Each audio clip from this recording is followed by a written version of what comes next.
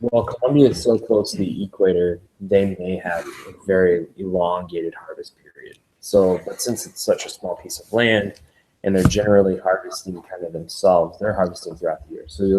And they'll consolidate their harvest to 2, 3 major shipments a year. Yeah, it can. It can. Yep. Yeah, and Ecuador just south of there, which this is your border with Ecuador. We work with a lot of farms in this area too. The equator is literally like right here. So I mean, this is like 150 miles from the equator, something like that. Very low. Yep. So you'll have think about this as very topographical. It's very hilly. So depending on where the sun is hitting in the morning and in the afternoon, or where clouds are during different times of the year, rainfall, that kind of thing is what will spur on flowering. So if you have an odd weather pattern here, you have a harvest completely different than you've ever had before. Whereas as you get down, so these are kind of the foothills of the Andes. As you get down into Ecuador, it gets very high very quick. So here, most of your topography is straight up and down. It's pretty parallel. Whereas here, it's very all over the board.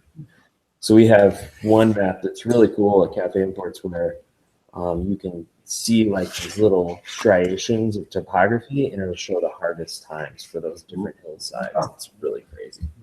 It's always different, so it's not one that we publish because it's updated the next season. But is it the same with bloom? Yep.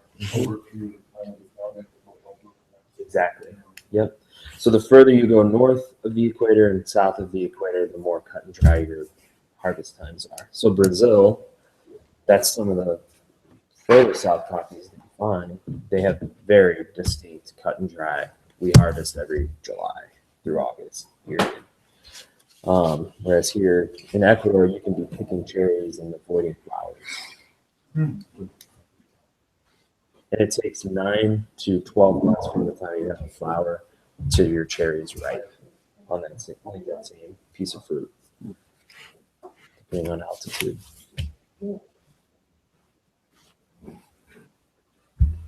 Where's one just in case you want to know?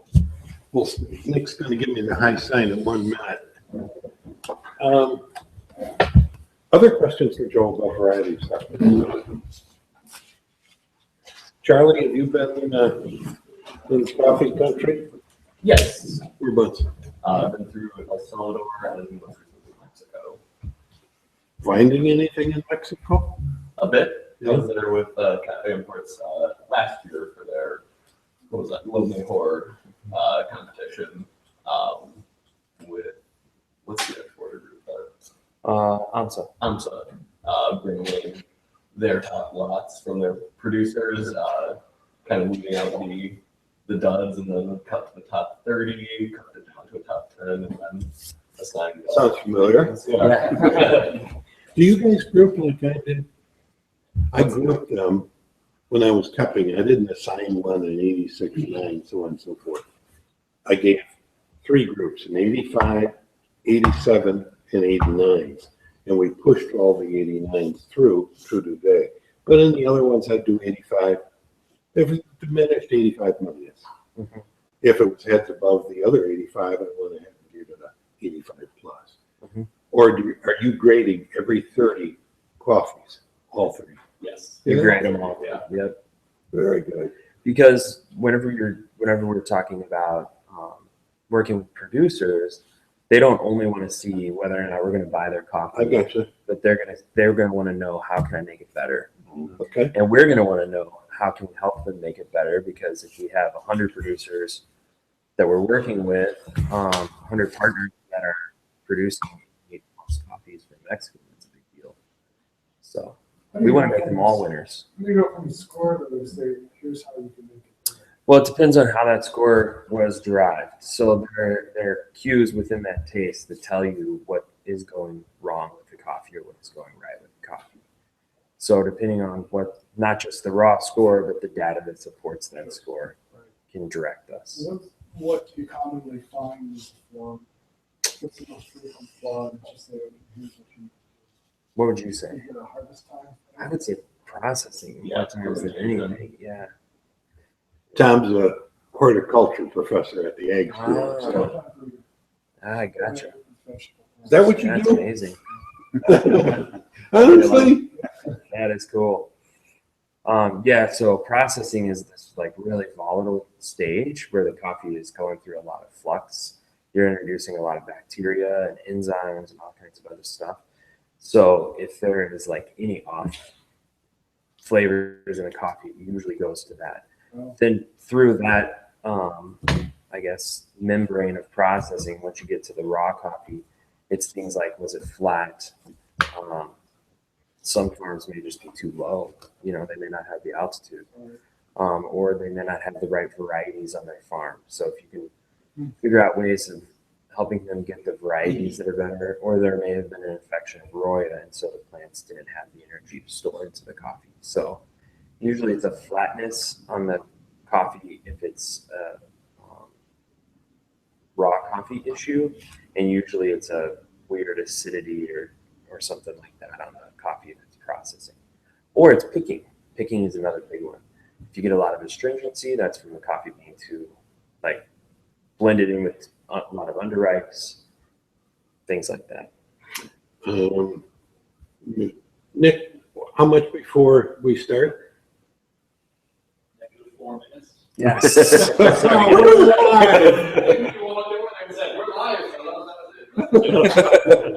I got 2 on 1. So the one thing I want to emphasize today, and we were discussing it partially before, it's not about which coffee you prefer. It's about who put the best kind in it, whether it's light or dark. What is the top quality rather than what's your preference, okay? So we'll keep that in mind. And that's not easy. It takes a lot of discipline. So what's the TV show that starts We're Live? Yeah, we're in the news. So we welcome everybody that's following us online. We're at Focus on the Roast, sponsored by Mill City Roasters here in, what do you say, Steve? Beautiful downtown Minneapolis, Minnesota, but right on the edge of St. Paul, Minnesota, so that doesn't get neglected. The idea for Focus on the Roast, nobody will own. They want to make sure the process succeeds. If it succeeds, everybody on staff will own it. But for now, we're going to give Steve Green, owner of Mill City Roasters, credit for it. But we'll say the whole staff chipped in on the ideas as well. Steve just paid for it. That's right. The coffees we're evaluating today, we want to give thanks to Cafe Imports here in Minneapolis, Minnesota. Adrian Blast and Joel Moreau sat down with and brainstormed on how to make this effective and a good approach. And I really appreciate that, Joe. Most importantly, none of these people I named are going to be listening, but this whole thing is about people. And there's 6 farmers in Cauca, Southwest Columbia, that should get some credit here. They combined their lots to give us this Alto Caparosa from Colombia. And those 6 farmers by name are Lino Cuchimba, Dese Duran, Bexave Quino, Felton Chimba, William Salazar, that one's easier for me, Dario Flores. So we thank farmers, these 6 and all the other unnamed farmers in the world for bringing the coffees to us. One of the things that Joe discussed is that Dave, don't go with natural. I thought, well, naturals would be great. And Joe said, they've got that big fruit forward, and you're going to really struggle to put the best roast on. So we went back to the drawing board, and I was cupping Colombians for the shop anyways, and I cupped 8 of them. And this one, I immediately said, this is our coffee. So I talked to Adrian at Cafe Imports, and I said, I want the last 4 bags. She said, they're yours. I said, what variety are they? because I don't ask for varieties before I cup a coffee because I'm biased. I like Bourbogn's best. So I don't want to know what variety it is. And they are Columbia variety, Castillo, and Typica, which is an interesting mix that's presented to us in this lot. How'd we narrow this down? We mailed out 77 kits to roasters in Canada and the United States. They put their best shine on it. They had an opportunity to roast 4. And these are professional roasters. These are farm roasters like farm market roasters like Curly. And these are businesses and home roasters. Of those 77 kits that went out, 70 got returned to us. And just an amazing opportunity to touch what the human hand and different roasters put on this. So I want to thank everybody that participated.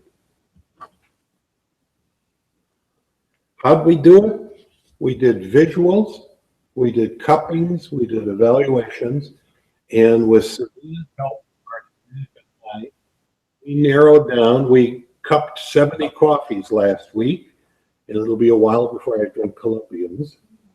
Narrowed it down to 7 finalists, and for me and Serena, the 7 coffees that are going to be presented today stood head and shoulders above. They're written born. Want to give thanks to Steve Green, owner of Mill City Roasters, Nick Green on the staff, all the social media and the audio visual, Serena for all the help in the preps and cupping, Vanessa in our shop, and Angie Davis from Bell and Bird and Bell for all the ideas, the support, and the encouragement.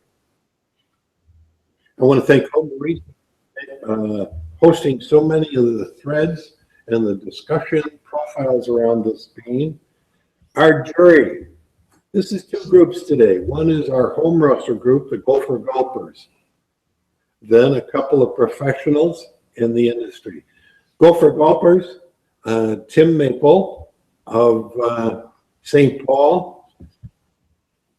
Tom Michaels, Tom, you want to raise your hand, from Stillwater. John, as I said, the mayor, vice mayor of St. Paul. Evan Johnson and the Twins cap from New Hope, and Curly Johnson from Paul's Coffee, and Hopkins. I always say Hastings. It's Hopkins, Minnesota. The 2 professionals, Charlie Blasky, head roaster out of Paradise Roasters in Ramsey, and Charlie's a Q grader cupper, and Joe Morocco, head roaster at Cafe Imports, and just a good guy. So that's our jury. Thanks to all you roasters. We're ready to tackle the last 7 finalists. We're going to do them strictly in a numerical order. So this is not, but just in numbers of coffees. We're going to do it in flights of 3 coffees. Cup them out, then in 4. 3 cup flights of 3, 4. For those of you that are into SCA scoring, our system is about 1.25 points above the SCAA system. So on an SCAA table, if a coffee was 86, at our table it's going to be 87.25 to 87.5. We're going to keep this very informal, just as if we were cupping at my house. So when you see the Gopher Gulpers acting out, it's the typical behavior that I put in my home. 2 guys that aren't here today from the Gopher Gulpers is Dan Urkala, our Tuck and Finn up in Grand Rapids, way up north in Minnesota, and Dave Eggy down in Rochester. What have I forgotten? Is that enough of an introduction? So keep it informal, okay? I'm not going to hog the mic here. I'd suggest visual on the first 3. And so this is coffee 23 coming in here. All I'm gonna tell you is it's coffee 23.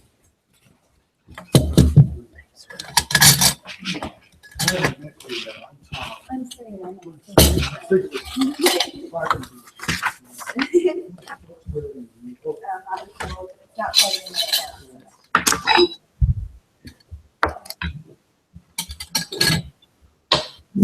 Anybody? Want to fix them up? Jody is good. Oh yeah, I love one. Thank Here, you. we'll just put some on the table for you guys.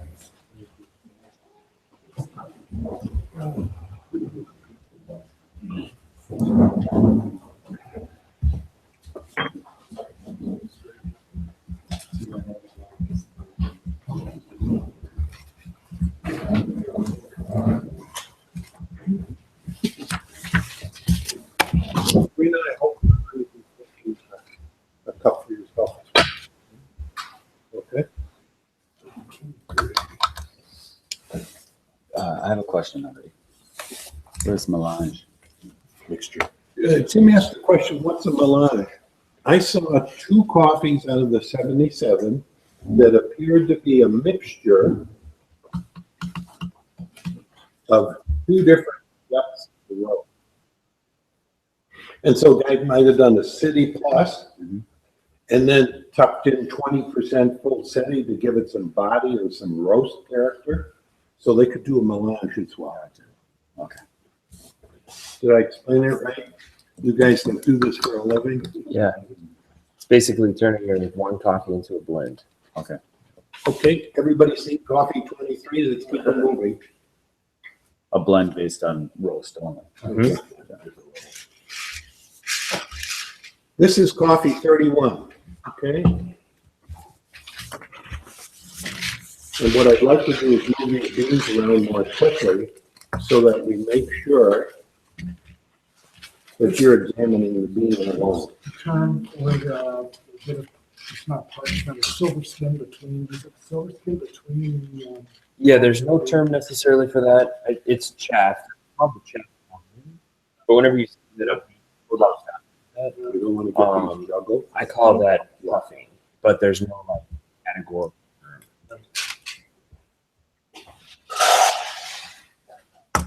do you infer anything about the way the roast is done and the fact that it's still present? I do infer. If I see a lot of puffing across the gradient, that means the coffee heated too quickly early in the roast, which I can get into. By all means, you know, use this as an education opportunity. People are online that love this kind of stuff. I don't know, it's the second one that came around also. 31. Thank you. I'm slowing down. I want to make sure we got one coffee for the view at a time. We're doing, you've said it about 3 times, I forgot. Okay, I'll give you all the numbers. Mhm. 23 is the first coffee. And Charlie, put the coffee, 31. If you can keep that coffee moving. Boss.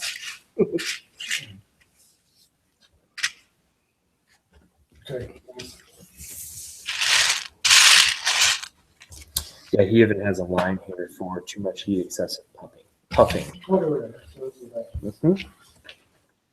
Some puffing is okay. Too much puffing is indicative of what, Joe?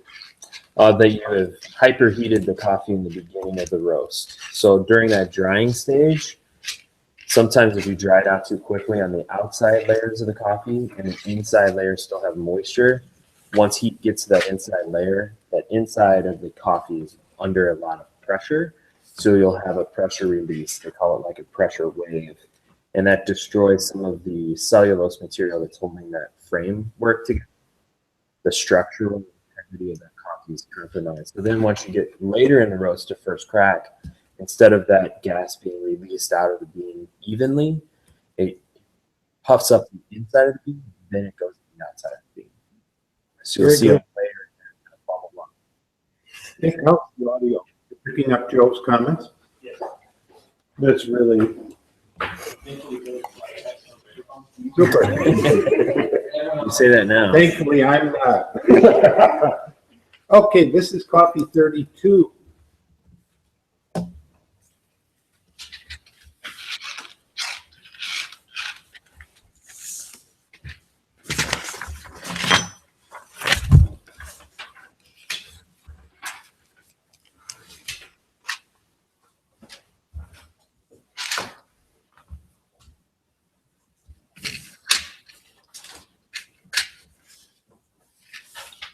No, thanks. There's plenty of cupping forms there, so just grab one that you need it. So that we're together, you've got coffees 23, 31, and 32 that have been around.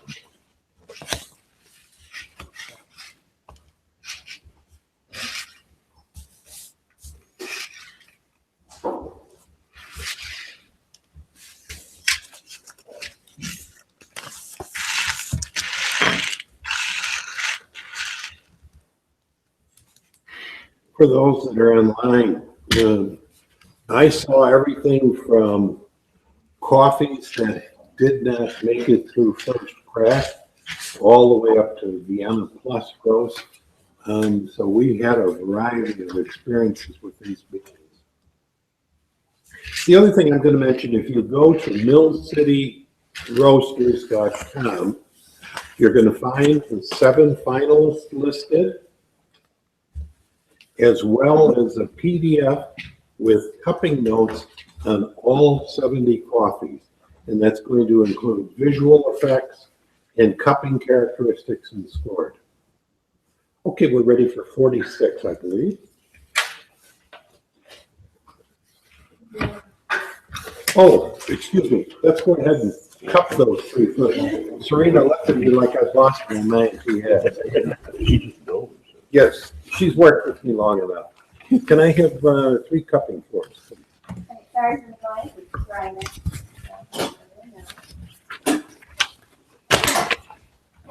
Oh, sorry, girl. There's the same part of this one. No.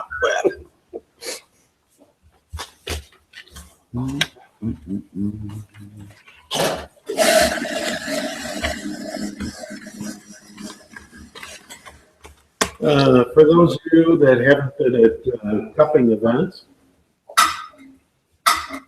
we'll clean the grinder between grinds with 7 grams of coffee to ensure that the previous coffee is out of there.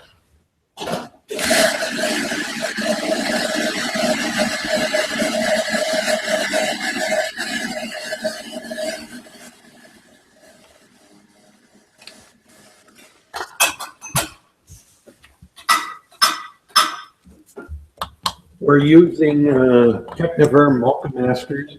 We'll make up to 1.25 liters. And I'll be very honest, I don't even have a machine in my house, but were I to buy one, it would be a Techniverm Mocha Master. I do all pour-overs, fat pasta, everything at home. I don't use a machine, but I've loved using them for consistency. It was one of Joe's ideas to use a machine that's got a good street cred, because that way you pull up the variable of pouring inconsistencies.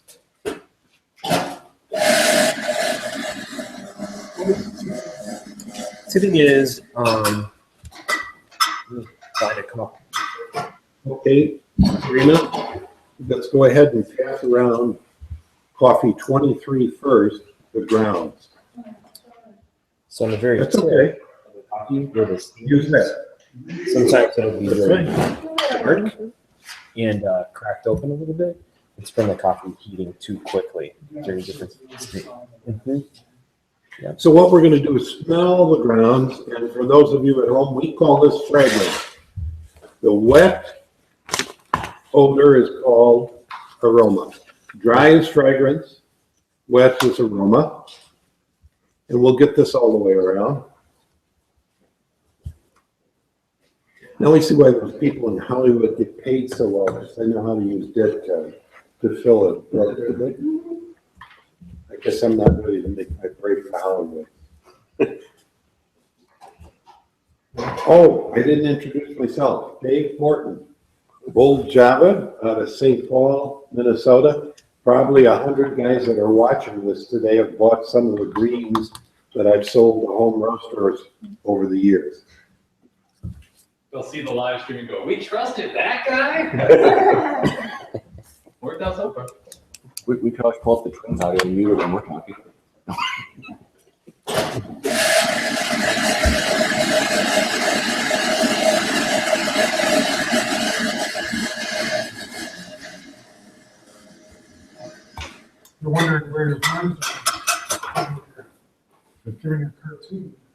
This is number 31.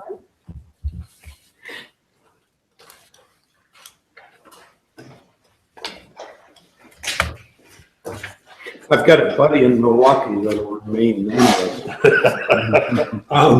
And when we cup together and you ask him what was the fragrance, he'll say it was coffee.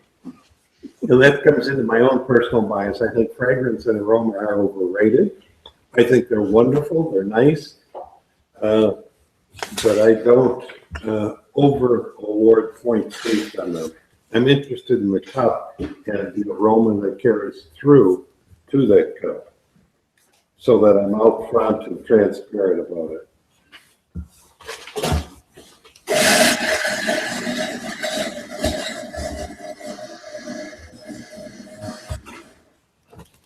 Gopher Cuppers get together once a month in my home in St. Paul. It's about at this point somebody makes an inappropriate remark, a joke that doesn't fly. So I think we're all camera shy today. Do a cult of behaviors. Behave yourself, okay? Or somebody, Curly will start talking about smoking venison. Yesterday we didn't walk.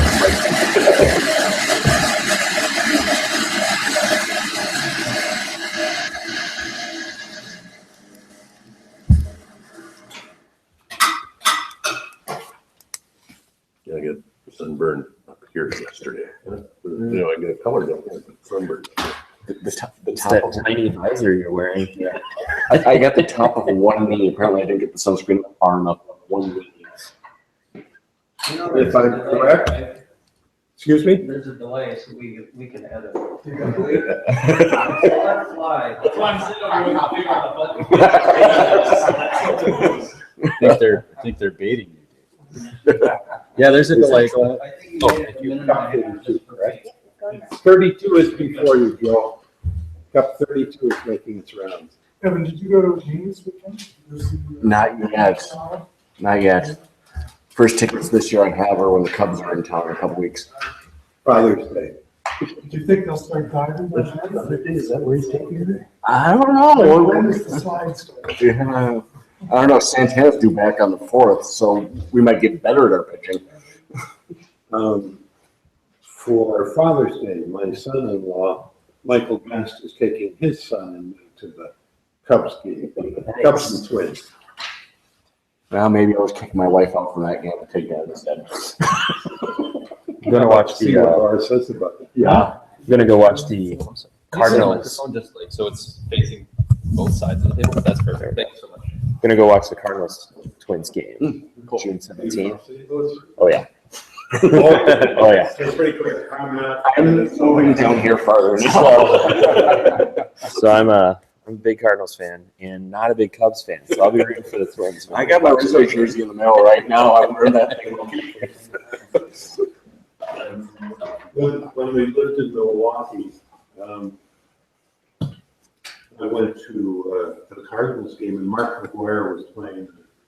And out of 27 batting practices straight, he jacked 19 of them. Oh my gosh. Yeah. And I was so impressed in that as it all came out about performance in the NC draws, and my jaw dropped. Yep. And It was those a sad time. 19 that he jacked up are quite as impressive. But, with your team, You gotta swing at that, see the ball, and yeah, there's a lot of skill in that. so that we're all together, we've all sniffed 23, 31, 32. Is that correct? That's right. I hope you guys don't mind that I took some sniff-enhancing drugs before. They're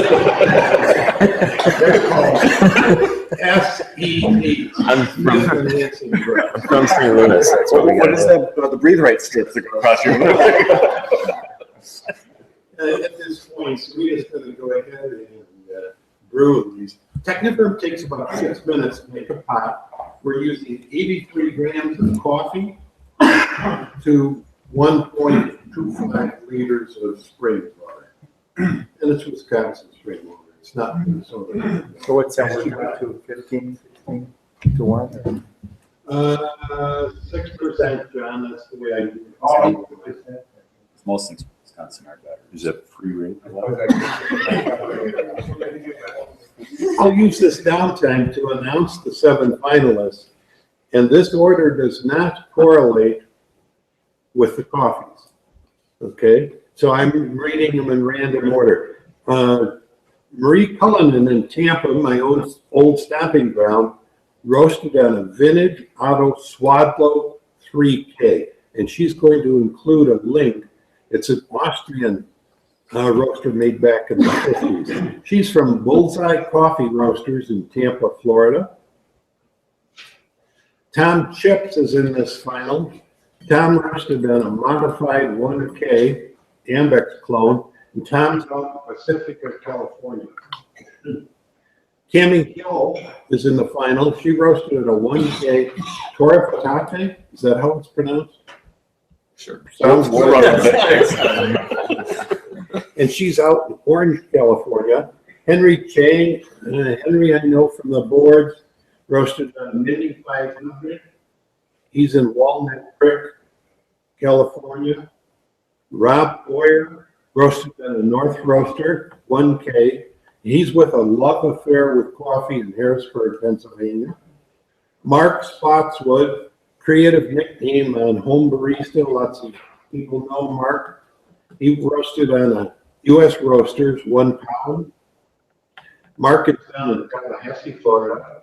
And finally, Greg Sukoff and Solana Tao of Ren Tao Roasting in Covella, California, roasted on a North Roaster, which Mill City Roasters sells. Get that plug in. So that everybody knows, Serena and I did not know the name of the roaster. I was afraid it would bias me, and so I copied my number. Coffee 23, Coffee 31, so on and so forth. And that helped me keep my bias out, because I've sold roasters to these guys. I know these guys from Green Coffee Buying Club. I know these guys from talking to Cafe Imports. I know them from Home Barista. So I did not look at the names before I announced the finalists. Thoughts so far? Ideas? Anybody coffeeed out yet? They all smelled good. Yeah, there was some awfully good smelling coffee. I started with a Sulawesi that I did as a pour over. I think I grabbed it from Royal, New York. I hope I'm giving credit where credit is due. For breakfast, and then we made a Guat Antigua that I grabbed from Joe at Cafe Imports, and it's past crop, and that new crop is coming in, but that coffee's still shining, you know, really good coffee. I cried when I sold my last 10 pounds. We put the last 10 pounds in a house tub that we roast off. I pull off coffees as new crops come in. I had a Costa Rican that was still good. But I took it down because new crop Costa Ricans are in, and I just don't want to be known as a place that sells last year's coffee. And so it's in the house tub, but it's still shining. John, what are you cupping this week? You buy everything from all over Kingdom Come. Yes, I'm buying a light roast from Heart Roasters in, I think in Portland. And it's a Ethiopian Arabica. You know if it's current crop or past crop? It is one of the first of their current crops. How was it? It's good. I was just telling Charlie a minute ago that light roasts, I don't think they even come into, you know, any good profiles until about a week out. That's fine. Because they're so light. Yeah, light, yeah. They Okay. take longer to develop. And so this was roasted a week ago, 3 cups. last Thursday, and today I had the best cup of it. So I roast on or I brew on a B6. You doing all right? You need help? Just measure it out there. Do you buy a pound at a time? or do you buy- Well, it's hard, people don't roast, they don't sell pounds anymore, it's usually the 12 ounces, you know. Well, yeah, I prefer smaller quantities because I only drink a cup or two a day, so I like to I'm passing out napkins because I've cupped with these slots before. I thought you were sending the cheese around You notice he didn't give us one. Yeah. There we go. I have. That's why I didn't wear a home jersey. I wore a darker jersey. Nine Minnesota cheeses. When we finish here, there. Sticking around different sausages, crackers, and 4 Minnesota microbrews. there. You're just making the audience feel better. I wish I could pan on them right there. Yeah, those Californians should have sent some wine back with their coffee. Here.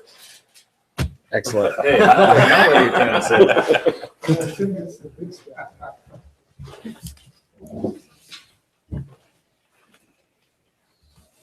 I don't know if I've already said it before, but those techniverms take a minute, or excuse me, 6 minutes for a roast, to brew a pot. We have 23 coming right. Very good. And so she's got them staging I just to cracked us. the bean in half. So cups 23 put on your left, 31 in the middle, and 32 as she serves them. They are color coded too, so the green one is your 23. Very light roast. Oh, man, There's a we gradient ordered. of roast. What were these? I broke a coffee bean in half just for fun, and noticed that there's a very strong gradient of roast from one side to the other. So, what's the problem or what's the What issue there? Is consistency it, or- it's not It's because it wasn't tumbling mixing enough, it, so it was always. or is it just a different texture of tissue? Well, I could make some hypotheses on what is going on there, but one would be too fast heating in the beginning, and they drop the coffee a little lighter than what the interior of the coffee was by looking at the exterior of the coffee. And since it moves so quickly early in the roast, it makes the outside look a little darker than what you're intending for the end product to be. That would be my first. You want the color consistent through the bean. Oh, for sure, yeah. It won't be perfectly consistent, but this really, really light over here. I mean, that's like there's not going to be near the soluble material that you Right, want right. in that. What I'd like to do as we cup is just like at home, hang on to your comments.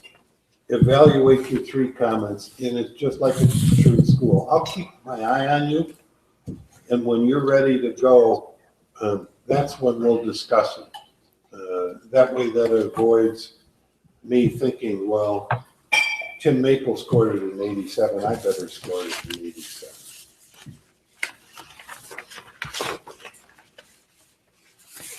The green is cup 23.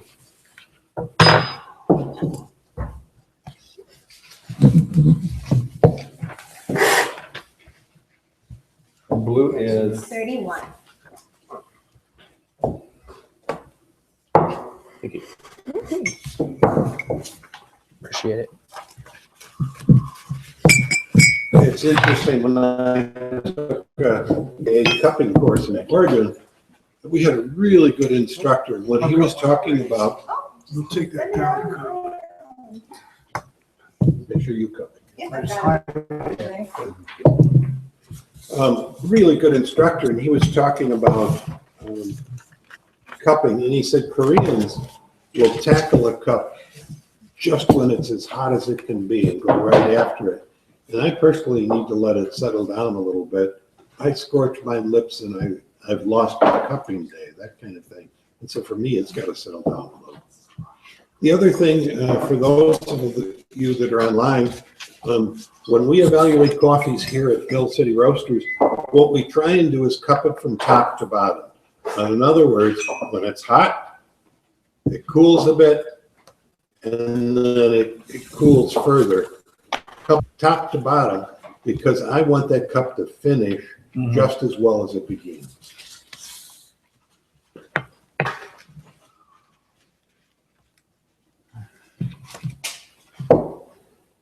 And when we start, and then I'll be quiet.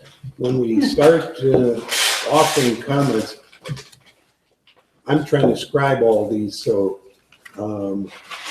if I ask you to repeat it, it's because one hearing aid is in the shop and the acoustics aren't very good here. Hey, am I allowed to taste this thing? What? Am I allowed to taste this thing? Go for it.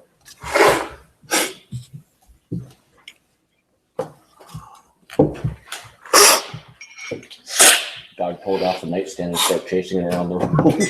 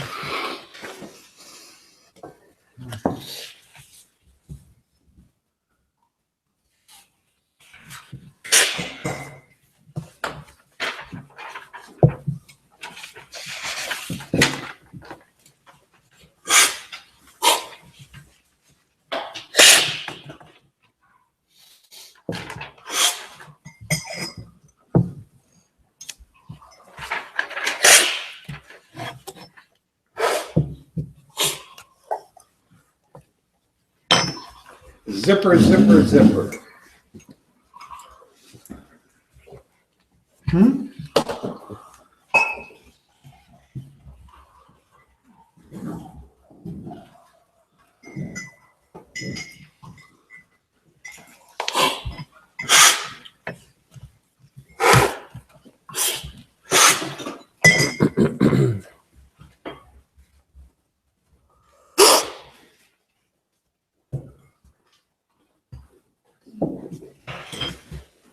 There's 32.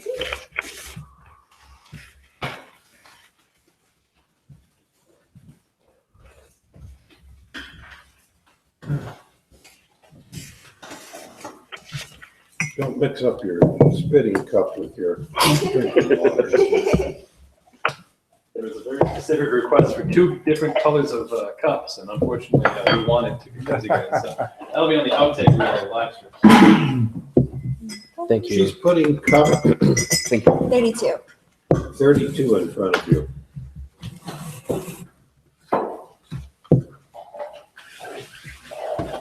So this is the last coffee for this flight.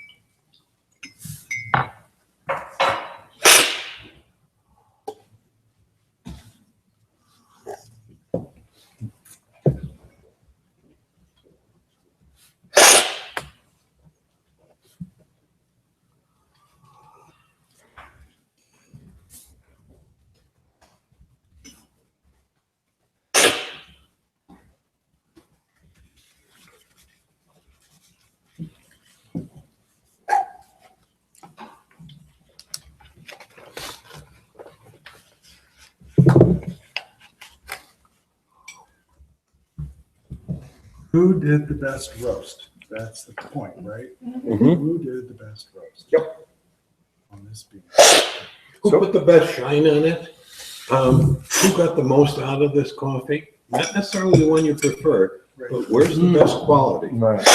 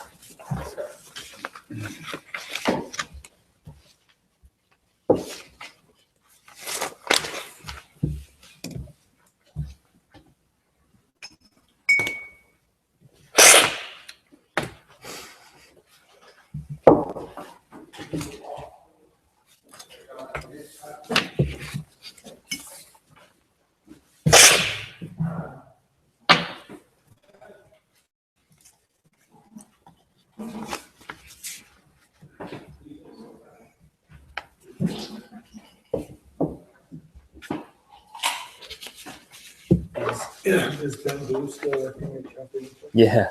Yeah. Gotcha. Yeah, he's a great guy. Came through that. Yeah. He's a lot of irons in the fire. Hope it works out. Yeah. Yeah, he's definitely got a lot going on.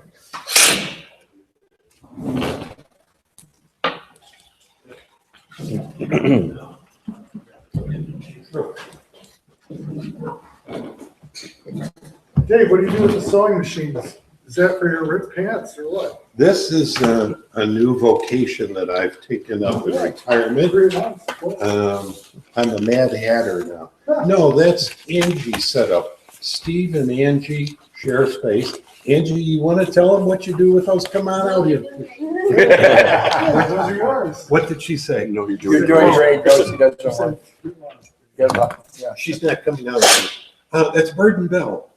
And Angie makes very high-end. Cases for cell phones, usually Macs. So if you have an iPod or a MacBook or a MacBook Air, it's all felt and beautiful, handmade too. leather. So they're beautiful pieces, really well made. She used to be an architect, so they are extremely detailed and fit like a glove. So, Does she have a website? yes, she does. Bird and Bell. Bird and Bell. I can get you a card too, actually. Figures like decorative covers for your coffee makers that sitting on the counter. Oh, we've been trying to get those. Don't joke. Grocery cozies. Slowly. There you go. Roaster.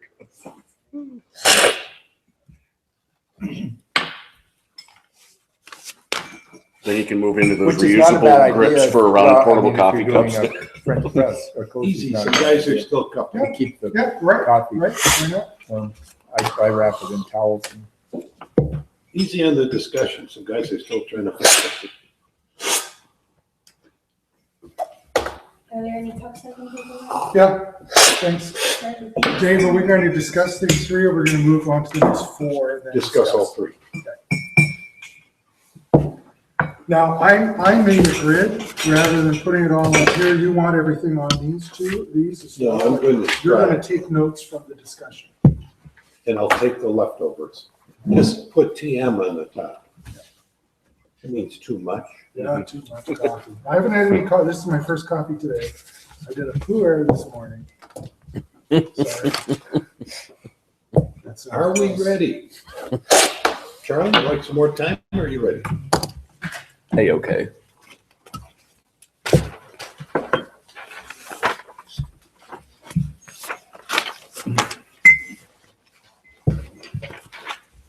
Coffee 23.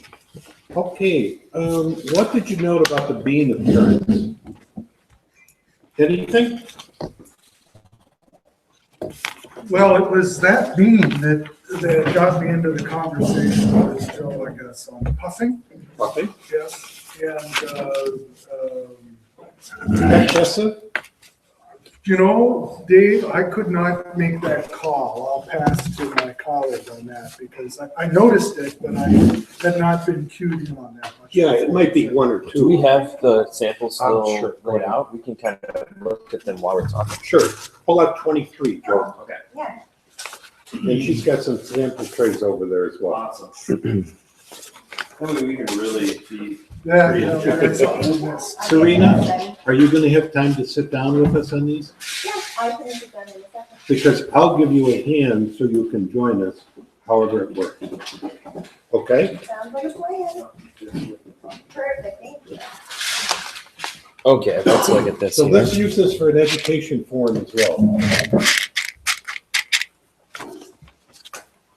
So personally, I mean, my personal opinion is I am seeing there's a puff bean there. I'm looking around.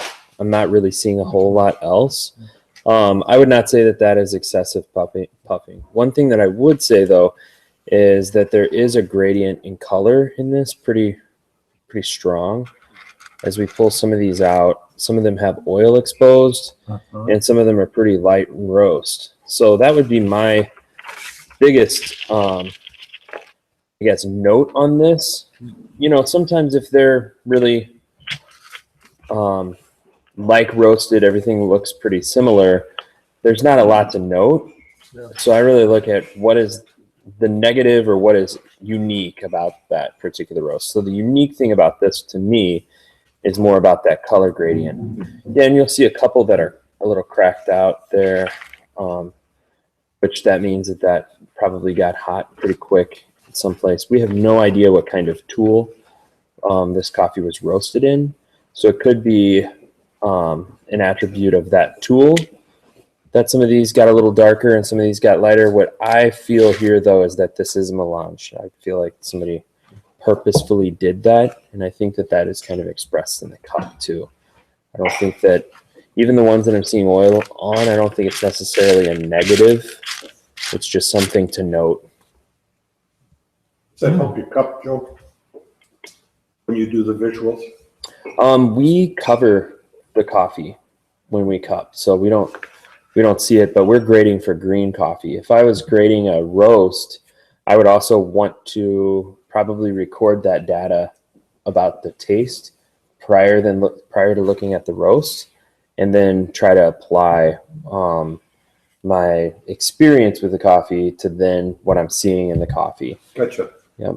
Helpful. Because if I, looking at this roast ahead of time can kind of clue you into looking for certain characteristics that may not be there, but then when you're looking for those characteristics, you usually find them because you make them up. Are you looking, when you're looking at color, which side of the bean are you looking at? All of it. All of it. It should be evenly colored on both sides. If you have a dark flat side and a light rounded side, that's called facing. Oh. So that means that the coffee seed, while it's in the drum and that drum's rotating around, it kind of met up with that drum and stayed there for too long. So it really should be all one color, or generally one color. We want to pass this one around so you guys can look at it a little bit again. I found that since I started roasting at the shop here, how much more attention I pay to my final product before I cup it. At home, I roasted on a Gene Cafe, and well, it was adequate for the job. I couldn't get as much information out because it was machine dominant every time, the way. But now I pay a lot more attention to what kind of shine did I put on that bean. Define shine.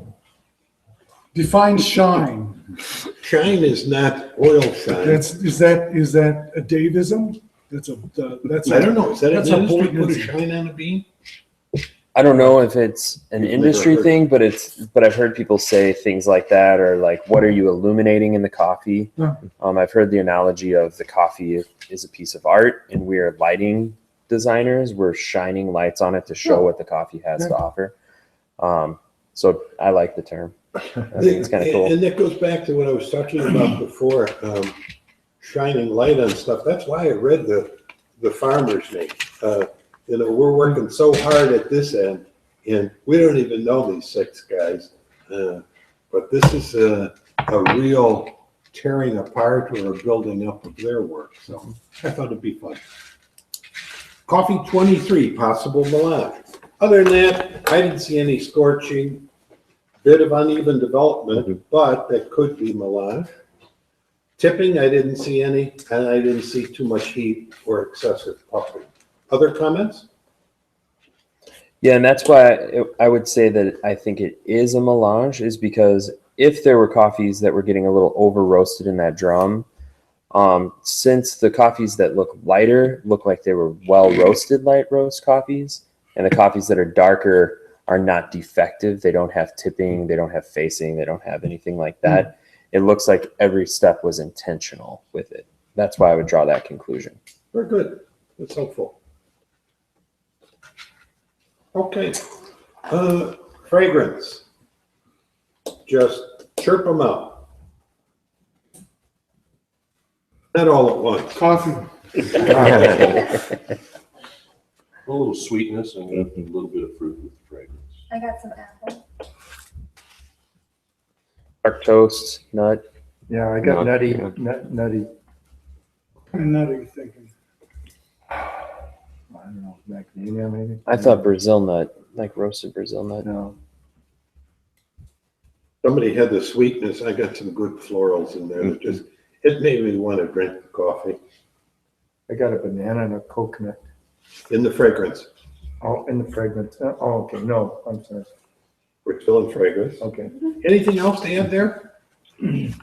Just to me, that when I said coffee, I was thinking more chocolate, you know, the fact that I was getting so since we recently reviewed cocoa, I'd say we're in the 70 to 80% cocoa range for that. We did 6 different Brazils, and we had about 9 different gradations of chocolate, as well as some Madagascar cocoa dust itself. That was And really it's just a wonderful experience because we use chocolate terms in coughing, and so we were trying to refine our use of chocolate terms. Okay, I'm moving on to aroma. Help me. Well, did someone say floral earlier? So I'm there with floral and maybe a little marshmallow and very, very slight cinnamon maybe. But floral to me was surprising. Okay. Others? I'll second the floral, some brown sugar.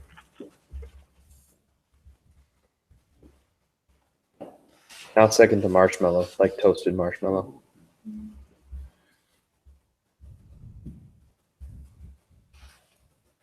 Anybody else had that spice, that cinnamon thing? I could have been absolutely making that up. I got didn't spice make it. later on. Yeah. But if you got it there, Tom, you got it. Yeah, well, yeah. You're trusting my nose more than I am. Yes. Serena, you're good with these. That apple carried through for me. It smelled very floral, very fruity. Yeah, I mean, kind of a Fiji, more of a sweetness to it, but. We're good. Nice comments. Let's move on to acidity. Or brightness, or that spike that supports the cup.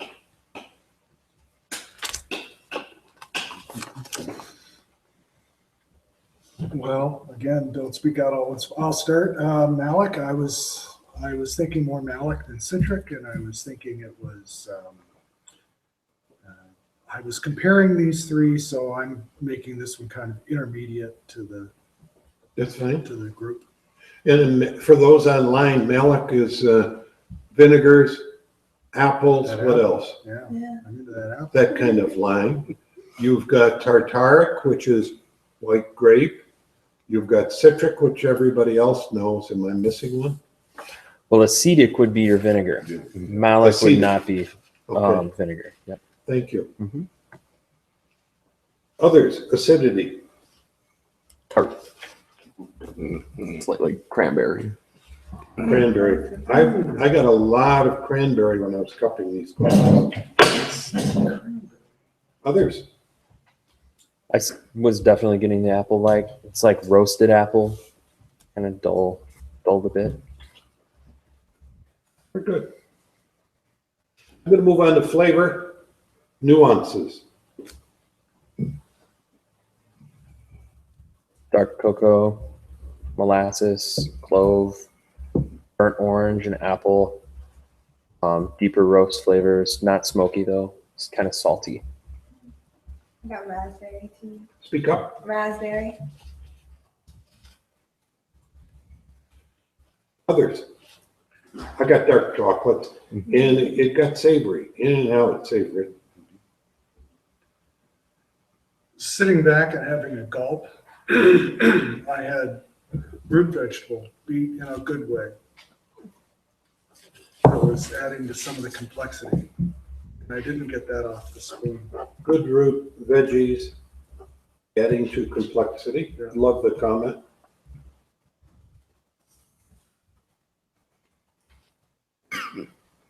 Others. Hearing none, we're going to move to body and mouthfeel.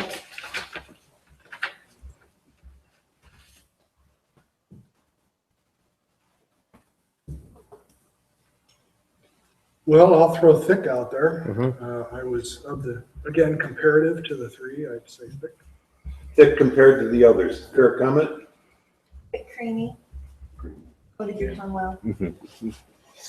Creamy, smooth. Rich. Rich. Yeah, like a richness to it. When you say syrupy, are you going with sweetness too, or is it more of the mouthfeel? Just the way it Yeah. The drops on the viscosity. tongue, yeah. Okay. What did you call it, Charlie? Lightly syrupy. Lightly syrupy. Mine was it was kind of granulated and dry in the finish though, which I'll get to later, but I feel like that's part of the body too. A lot of guys struggled with astringency on this coffee. I don't know how many times I picked up the word astringent. And it would be good. Finish was astringent. So later on, if you guys can talk, these guys roast, if you can talk about how you can keep that astringency out of a coffee, that'd be helpful for those online. Really good. Okay. One of my favorites, sweetness. That apple comes back again for me. Apple sweetness. Curly, you got something on your mind?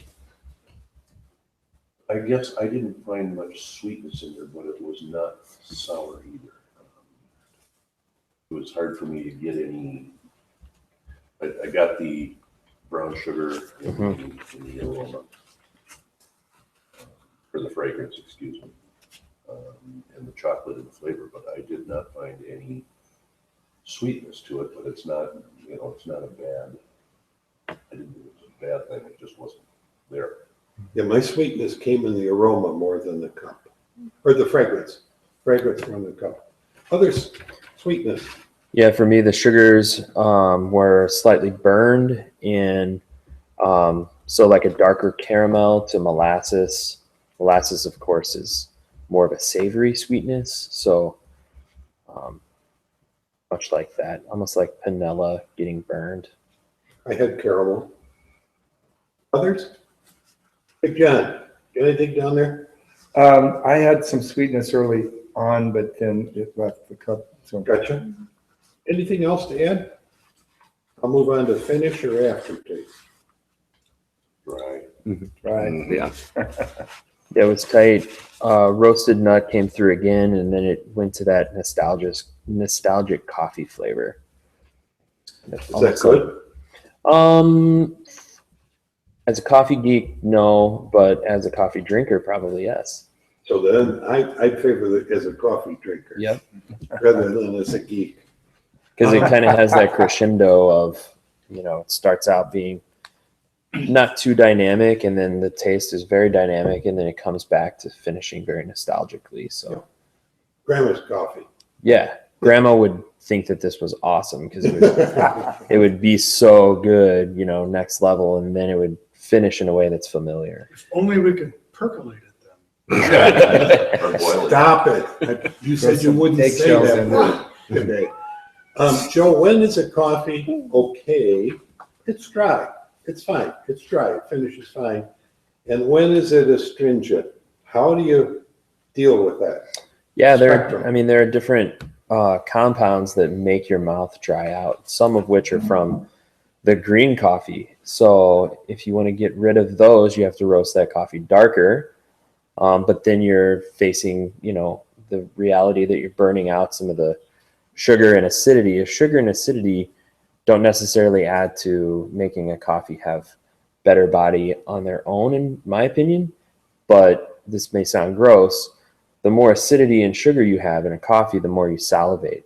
And that saliva helps to balance out some of those other compounds and helps with digestion, moving that through your mouth. So a lot of times when I hear people using terms like, ooh, that's really juicy, I'm thinking, well, you're salivating a lot. And your saliva adds to the body complexity within your mouth. So if you have a coffee that doesn't make you salivate very much, then those compounds are at a higher ratio on your tongue. Or if you haven't roasted it long enough, then those compounds are more present in the coffee. Those green coffee defects. Okay. Back to the question, this coffee dry or is this coffee astringent? What's your opinion? dry, I didn't get the feeling on the side of my tongue like Yeah. I do with astringency. I think it's dry too. Dry is good, astringent is bad. Mhm. Okay? But astringency is dryness taken to a much deeper level. Astringency is a reaction on your tongue, Okay. where your tongue just like. Okay, any other thoughts or comments before we get your scores? Let's see, scores. Joe, you willing to go first? Sure, 86.5. 86.5. Charlie? 87.5.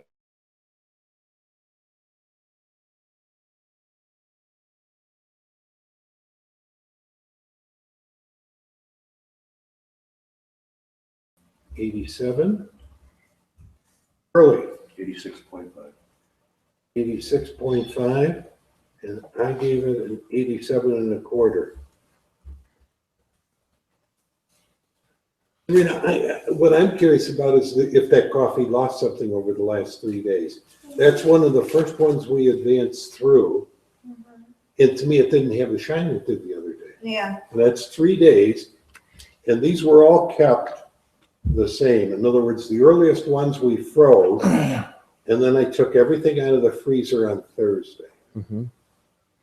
Well, back to what you were saying earlier, this is a little bit darker roast than the other coffees, and that opens up that cellular structure more so that carbon dioxide can off-gas much more quickly. So a darker roast will stale much more quickly than a light roast. Very good.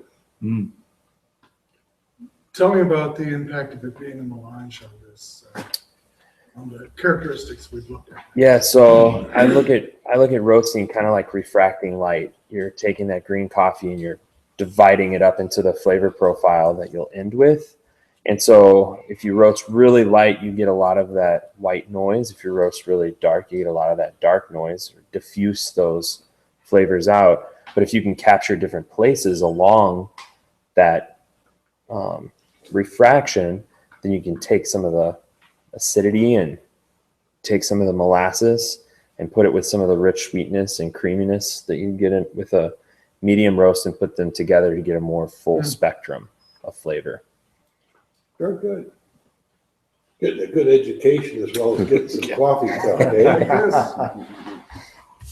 eh? Good comments.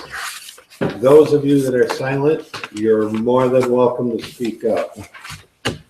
I'm moving on to coffee 31. Which is right here, if anybody wants to take a second look. Comments on the bean appearance.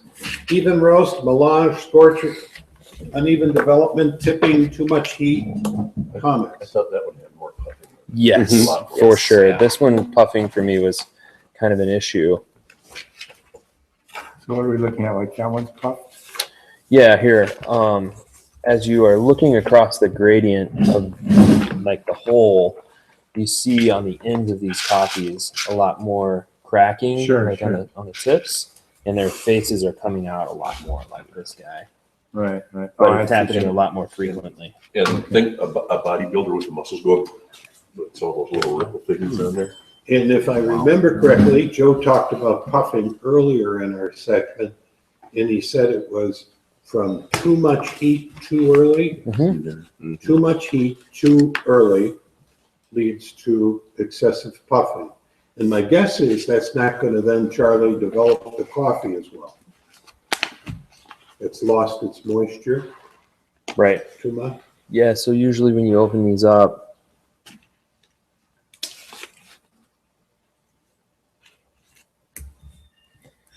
usually you'll see like a coloration variance from either one end to the other or from the outside to the, like, there's a middle seam that's not the seam with the chap in it, but there's like two major layers of cell structure. You'll see a lot of opening up on that. So like this is the second one that I've opened, and this front tip is really dark and the back tip is really light. So there's not an even heating going on throughout that bean. Okay, so within that bean, some of that cell structure is lost water and some has retained the appropriate amount, develop unevenly as you roast. Yep. Okay. And it'll all lose moisture to an even level by about your yellowing stage, but that moisture that's present while the coffee is still green is wicking in heat. So if it leaves too quickly, then that heat doesn't get wicked in by that conduit, or that we call that a sorry, I'm losing my words here. That's all right. It's a conductor. That's what I'm looking for. Water is a conductor. So as a conductor of energy, it will help pull that energy into the bean. But if it gets dried out real quickly, then it doesn't have that conductor there to pull heat in. The heat will still get there later, but it just takes a lot more time. And now there's uneven heating. And that uneven heating means uneven pressure in different places in the coffee. For those of you listening online, we're dealing with coffee 31, the second of 7. Okay, any other comments on visuals? Fragrance? Leather, there's a little bit of sweetness and some cocoa.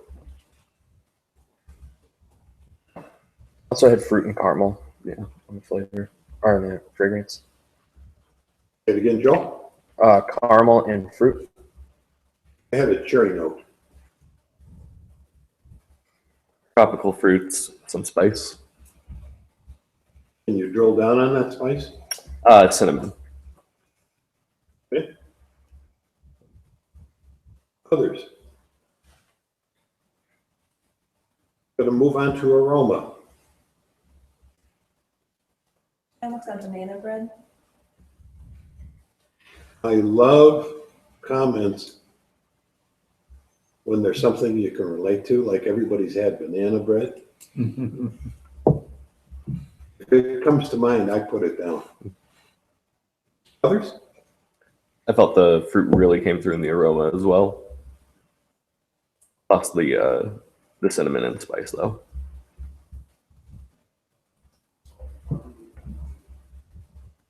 John, anything? Oh, okay, that's fine. Anybody want to add anything? Aroma. Acidity. Very bright. Bright and vibrant. Yeah, almost soda-like. It had that kind of dance on the tongue feeling. Yeah, effervescent.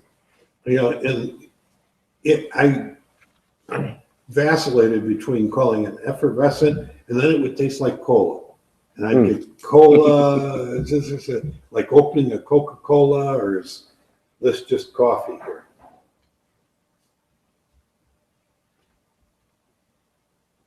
Flavor. I had lots of florals.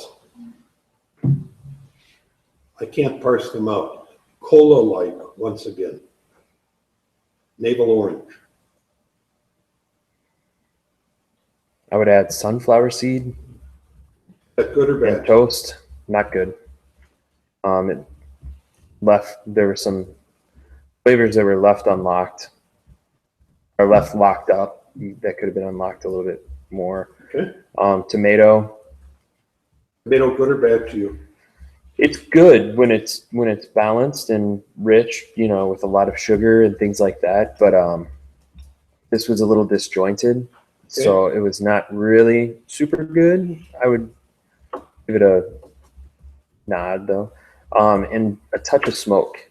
There was a little bit of a carbon edge that kept popping up every now and then. I found that, and I found it pleasant. I found it to be a little bit like burnt rubber. Really Yeah. distracting? Little distracting, but I don't like that personally. Okay. I'm trying not to judge it on that though. So I still give it a high score. I Is still give it. is that a taster's preference, or is that a? Yeah, it's a roaster's preference. Yeah. Because here I find that sunflower seed note and that toast note, carbohydrates that have not yet been broken down, and then that smoke at the same time, which also lends credence to the fact that roast went too fast. You folks at the table, see if you can find that now that Joe goes on with that. Yeah, I'll taste it. I'll be honest, my pellet's not that good. I'm trying to get the sunflower seed. This one. I kind of get the hint of smoke. Yeah, that's And I smoke. kind of could be smelling That's myself smoke. from yesterday. Are you going on? That smoke I find appealing. Oh. Brisket. Others, flavors. Tom, anything to add? Well, I'm trying to integrate what I've heard, and I was feeling that it was going a bit sour with me, and that might be some of the tomato. I'm thinking maybe that. I don't know if any of that cherry came through that you had earlier, Dave, but And kind of combining the two, to me, it tasted like just biting into a fresh bell pepper. oh, And it just got even stronger as the cup cooled down. Was that pleasant to you or unpleasant? I like it. I was maybe leaning more on the unpleasant side with those characteristics. Okay. Other flavors, nuances? I got a bit of raspberry. Thank you. Does this cup hold up as well to you as it did in the preliminaries? Not as well known. I don't know when that is. Okay. Any more? I'm going to move on to body or mouthfeel. Body and mouthfeel. Thick, heavy. Still have it on my tongue. You're right, was, Carly, did you say creamy? It seemed a little more buttery to me. Buttery's fine. I get agree. buttery. Definitely agree. Any others?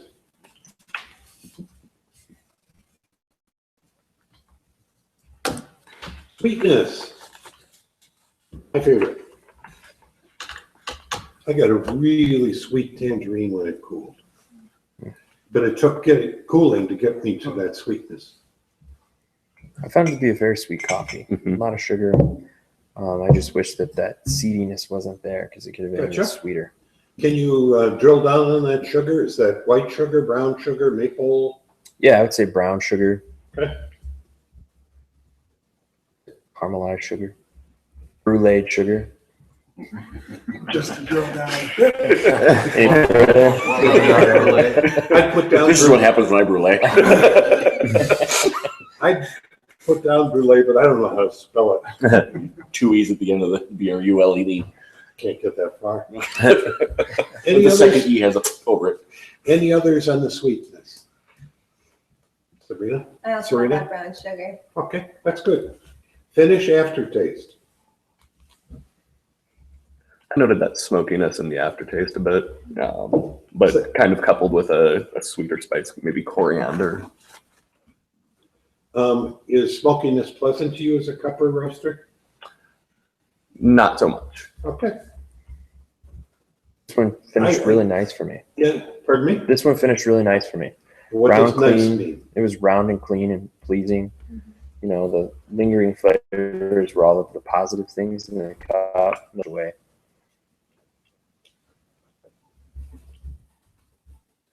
Very good. Let me get to my magic score sheet here. Big Joe, what do you like? 87. Charlie? 88. Serena? No, 88.5. Jeez, I'm sorry. Big Tom? I'm going the other way, 86. Ooh, the French judge. Yeah. Curly? 86.75. We got I had- variation this week. 86.75. I move this one up over the first one or down below it? Oh, we'll discuss that later. Oh, okay. I had a straight 88. Yours was 88. 88. And so we understand these numbers, we don't need to correspond. I cup over at Cafe Imports, and there's 5 or 6 solid cuppers at that table, and there'll be an 83 with an 88. There'll be a 82 with an 87. The idea that we need to clump scores is not appropriate. If anything, the velocity is very good. So don't worry about clumping them. Okay? Any other thoughts there? We're gonna move on. Third cup. For those that are listening online, we are on cup 32. And here are the beans if you're interested. How about the appearance, my friends? There's a lot of modeling. Mottling, M-O-T-T-L-I-N-G. And is that necessarily bad? No. Just means it's very Light roast can be very mottled, and so that's not a bad sign at all. And modeling is again. See how one of those coffees has like almost looks like a vascular Oh yeah, system? sure, yeah, okay, yeah, totally. Yeah, okay, there is a lot of that. Okay, now See that again? Wow. A little bit of scorching to it. They look like zebra stripes to me. Maybe it was just one or two, but. Yeah, I don't see much. I don't see scorching personally. That one right there. The jury's This one examining down? the beans. Do we need a sidebar? I think that's Is that still the the facing? modeling. I think that's still the modeling. Oh, Look at it okay. really close there. It's just not swollen out yet. Oh, okay.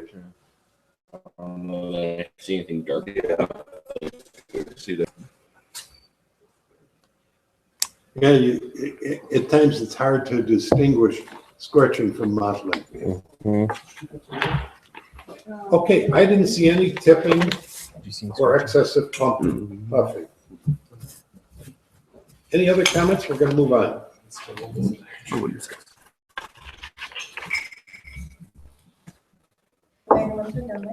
Thank you.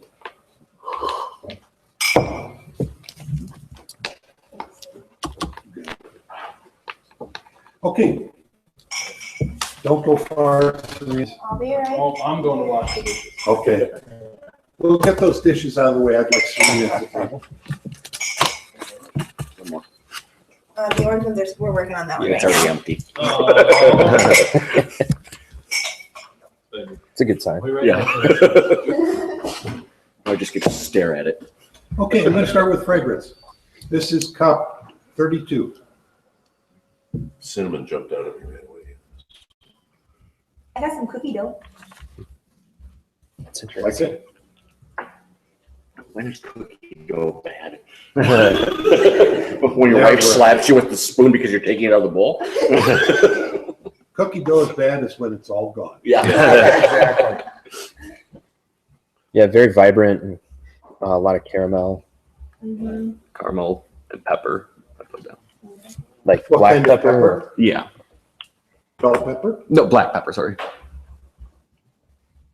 Pleasant. Yes. Okay. Any others? John, did you pick anything else you wanted to comment on? No, sorry. Don't worry about it. I'm just trying to include everybody. I thought it was malty. It smelled malty. Is that good or bad to you? Oh, good. We're talking aroma and fragrance, right? Yep. I thought the malty was good. Okay. Malty, nutty, toasted malts when you add them to your booze. That's fine. Good. Aroma. Floral and peanut butter. Did you call peanut butter in this one in the first round, Serena? Is this one? Yeah, I think it was. The peanut butter. That's interesting. And now that he's saying malty and she's saying cookie dough, it's really like peanut butter cookie dough. Yeah. Absolutely. Sure. That's really what it's like. And for those of you listening online, that's very good. I got green bean and chickpea, so I wasn't at the peanut. Is that pleasant to you? No, And chickpeas, that's kind of still in that same vein.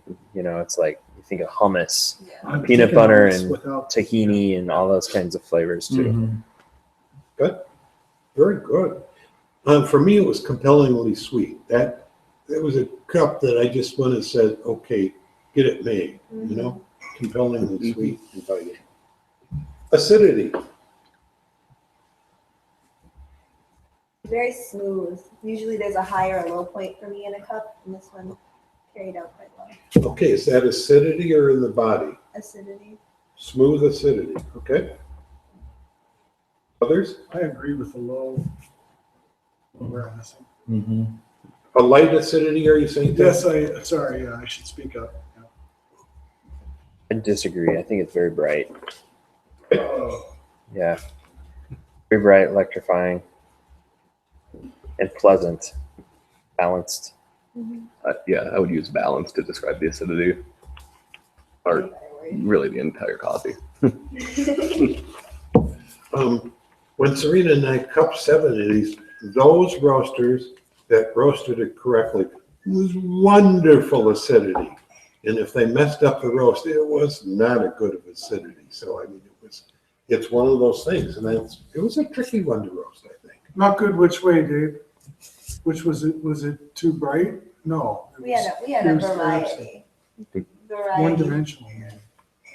But so both Both ways. of them, Oh, yeah. Depending on, we got dark roasts that hadn't even reached first crack yet, so the acidity and the flavors varied immensely. For one coffee, I was extremely surprised of all the different flavors and cups that we saw, because it's all the same kind of coffee. That's a And good choice of coffee. yeah, then, I never even realized. It was a wonderful experience to be able to see that. Mm-hmm. It was like cupping 70 individual varieties, Yeah. origins, rather than cupping 70 cups of the same coffee. Great experience for both Serena and me. Flavor nuances.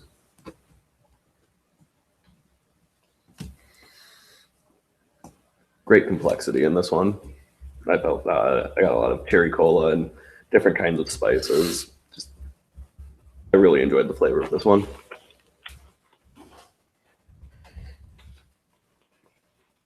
I will get the sweetness, but the sweetness in that flavor and nuance category was just so incredible. Orange blossom. There was a little bit of grain, but it was in that like cookie dough kind of characteristic, to where this was on the fringe of being too light roasted, but just right at that gate where it crossed over to being very, very sweet. And bergamot. It's like that orange flavor in Earl Grey tea. That kind of orange, not tea. That kind of orange stood out. I really liked it. Mm-hmm. I was on the other side of the gate. I hadn't gone in. I thought it was a little under roasted and it was because of that beaniness, which wasn't as strong as it was in the aroma, but I thought it was, the chickpea was there in the flavor. So I was getting a bit of touch. Without the sweetness, I didn't get that, the sweetness and the interesting fruity flavors you guys were getting. So I feel like I missed something there. For me, and Serena and I cupped 70 of them. This was one of the most complex coffees she and I cupped. And I sat there and I finished the cup of coffee, even though knowing I had 12 more coffees to do. And let's talk about evaluation approaches. We don't use points per se, but I've seen enough cuppers, they back their way into what they're doing. They get to that 89.0. And so as we did this, I've found over the years, complexity is what drives me in a good cup. And this cup just had tons of complexity. I wanted to drink it again. Body mouthfeel.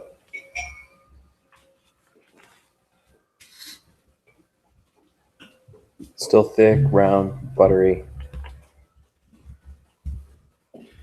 And what's interesting is how lightly this was roasted. I am not into lightly roasted coffees at all. I don't want to see them, but I couldn't believe how much I enjoyed this as a guy that likes City Plus coffees. So how many days off roast are most of these coffees, would you say? Don't know. Wouldn't tell you.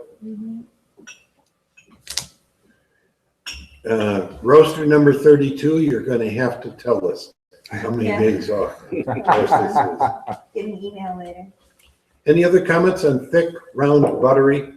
I got creamy again, but I think that goes to your round and buttery.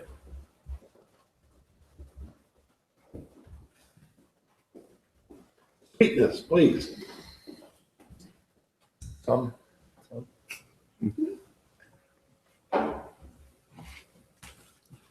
Mid sweetness, John? Yeah, I'd say. Others? It's more of a white sugar sweetness. Yeah, I'd say very refined. With that little bit of grain flavor, that carbohydrate flavor, there's still even more sweetness that could be tapped into there. Carbs bring out the sugar. Finish, aftertaste. Peanuts. Good or bad? Yep.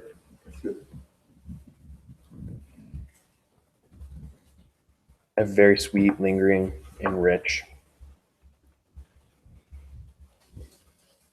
Noticeably long and pleasant, and I definitely got that peanut butter coming out in the aftertaste. And I got the bergamot at the end again, that light orange. Okay, I'm going right over the score sheet on coffee number 32. Joe. 88.5.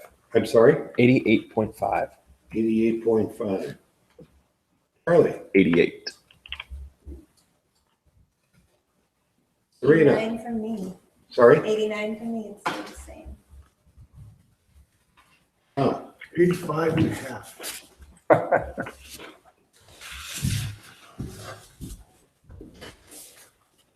Curly.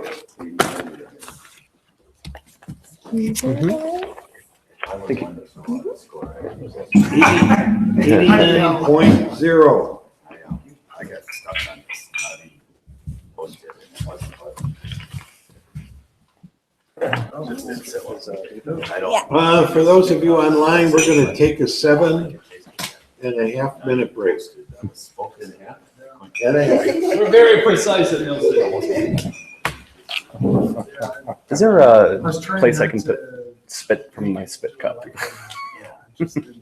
I couldn't get past that. And I don't know enough about coffee. Dave, I think this is a problem that I have, is I don't know enough about. Okay. Great, thank you. I don't know enough about what the qualities of a Colombian coffee are for me to go, okay, this roast brought that out. This roast didn't bring that out. This, Colombian should have A, B, and C characteristics. And I don't know enough about Colombians to say, yes, this roast brought out A, B, and C. You want to tackle that? I missed that. I'm sorry. He's talking about, as he cups this, how does he view it in the context of all the other ones? Because he doesn't know Colombians that well. So he's a little reticent to say, like on this last roast, which I think was the best of the three, you may not have cared for it. Is that correct? Yes. Yeah. You are correct. And I couldn't get over how much I liked this because he used that light roast and he developed it. It was completely round. Now, I don't prefer this cup. That's something else again. But he nailed that roast. Yes, I agree. Well, and what So I'm trying how do you get there? How do you get to that nailing the roast, or how do you get to that roast? As a cupper, he doesn't care for it so much. Okay. But why is that then good? What makes that well done? I would say the inherent positive or negative qualities of the flavors of the different attributes of the coffee. But I mean, as far as going back to the Colombian variety, this roast brought out all the qualities that people are trying to bring out in a Colombian coffee. Mhm. Even though somebody might not care for it, it's like these are the qualities that are there in a Colombian coffee that we want to bring out, right? Yeah. So I don't know, you say some cups are sweeter, some cups are more acidic, some cups are fruity, some cups are nutty, and I can't I can't sit there and go, this is an Ethiopian coffee. These are the flavors I should be pulling out. This is a Guatemalan coffee. These are the flavors. I don't know what flavors are, what characteristics are supposed to be in a Colombian coffee. I don't think you need to. I Yeah. think you drill down on that one specific coffee and forget trying to put them in a spectrum or anything else in terms of, did she put a shine on it? Is there good fragrance? Yeah. What's the body in there? How complex is it? How does it feel in the mouth? How does it finish? Does it carry? And so that's the things I'm looking for, as opposed to, well, is this Kauka the way a Kauka should be? I don't do that. Yeah, I mean, I think you said it really well. We're cupping the same coffee, but we may as well be cupping 7 different coffees. Sure. Well, we did that one tasting where we, at Dave's house, where we tried to guess the country of origin of coffee. Okay. And we were wildly off, except for the Ethiopian natural, the ones that are blueberries. Oh, sure. Yeah. But when you do that, when you get to it's like you guys said, it's almost like you're cupping 70 different varieties versus 70 different, well, because roasts are so different. Mm-hmm. Doesn't that boil down to what you prefer in a cup then? I mean, there was a lot of things in this cup that you guys liked, or was there anything in that cup that you were like, I don't like that, but it's true to Colombians. This will come out in a Colombian coffee. I don't like it, but I know that it's supposed to be there for a Colombian coffee. That's the part I guess what I'm saying is I can't get past the, I like this cup better than that cup better than this cup, just because of my own personal taste. And where you guys are much more objective, I'm more subjective because I don't know. I don't have the training or the talent that you guys have. So I guess, I'm sorry, you go ahead. Oh, I was going to say, almost try to treat it like you have no idea where the coffee is from. Yeah, I agree. For all you know, face it like as if this could be an Ethiopian, it could be a Sumatran, it could be a Monsoon Malabar. And then that's when you begin the objective assessment. And along with that, I feel like what we're doing here too is evaluating roast, not just the raw coffee. So as I'm giving my scores out, I'm thinking about, did they unlock all of the sweetness and acidity, or how are those balanced together? Did they burn any of that possible flavor up in the roast? And in doing so, did that add to the complexity, or did that destroy the complexity? That's kind of how I'm approaching this. So the fact that it's from Colombia is tertiary. The fact that it's roasted a certain way is primary. And the fact that the coffee is of a quality to where you can get those dynamics in roast is secondary, probably. And then it just happens to be a Colombia. Yep. yeah, I'm just curious as to how one roaster can bring out flavors that other roasters can't. They know something about it. Is it they have roasted that coffee a million times and they know what to do? Is it dumb luck? Is it? I think there can be dumb luck, but if they're able to do it consistently, they have the proper tools and the proper know-how. Sure. So somebody who has not been trained can stumble into that too, just by trial and error and tasting. So a really good taster is a really good roaster, generally speaking. Just engaging in that refinement. Like somebody who is a good woodworker is going to really study every joint that they create between two pieces of wood. They're going to look at it in depth, and they're going to learn from their mistakes and make it better and better and better. That's the way a roaster is with evaluation and going back to the roaster, evaluate, go back to the roaster.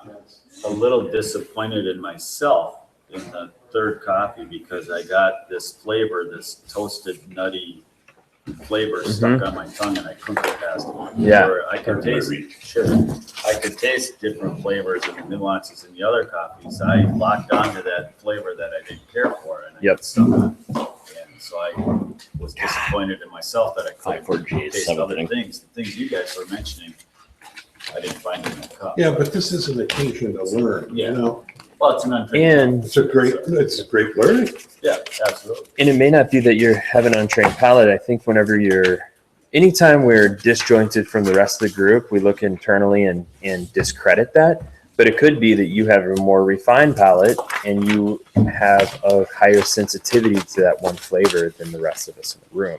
That's why when scoring in a group, we take everybody's scores into consideration because one person may have Yes, it's down a, the hallway on your right. an important By some sinks down there. attribute in their Looks like a ability to boiler taste if you're that going- we as a group lack. So I'm very sensitive to astringency. If there's any dryness at all, it drives me out quite a bit. So I have had to learn that I'll get dryness on every coffee I taste. So I need to bend that to the rest of the group, and they need to be open whenever I'm saying, no, this is actually astringency. So But, and within then our you try cupping to lab. be objective enough to where even if you don't like that astringent, some people like it, some people don't. Right. Or if you don't like it, you have to still be objective in your. Exactly. Okay, it's there, I don't like it. But That's the distinction I was trying to make between Right. dryness and astringency. Yep. And for me, they're a spectrum. Yep. And there's, at a certain point, I like a dry finish, and then it's like, I'm tired of that, you know? Mhm. As soon as Charlie comes back, we're gonna rock and roll. I think I'm that way, the way you are with astringency, I'm with bitterness. Mm. I like a little bit of bitter, but Press it secretary. goes over the edge for me very quickly. Where it's right on the edge and this, now it's way too bitter. Yeah. My window of, my window that I feel that I like is very small for bitterness. Yeah. Well, And I'm the now, opposite on acidity. if I we're love a going lot of back it. live, we've got questions that have been submitted. Oh, cool. One individual said, I'd love to hear any commentary on the perceived roast level on the submissions. In other words, as we pass this around, do you perceive it as city plus, so on and so forth? That's pretty standard jargon in home roaster. I don't know professional level. Sweet Maria kind of breakdown. Rob wrote, one person said, the question about how far off roast this was, John? It's a week off roast in Okay. 7 days. Okay.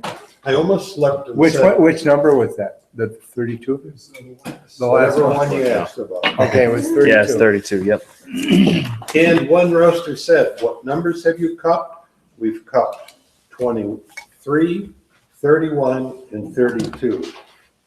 We're now going to tackle 4 coffees, 46,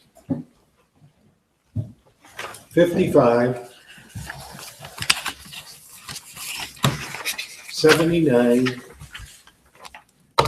and 81. There's plenty of forms there if you need more. I'm going to repeat them.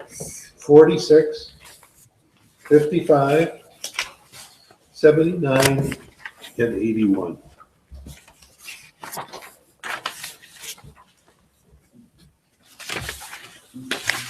This is coffee 46.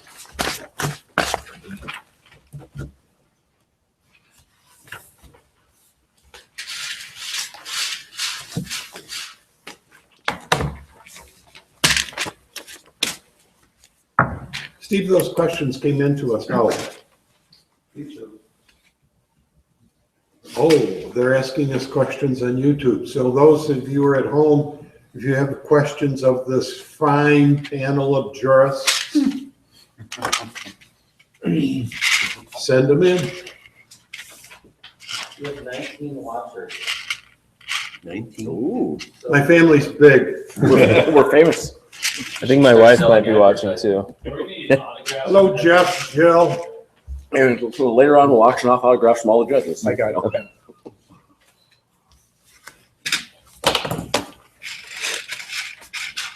We all sign the winning bag and send it back. Yeah.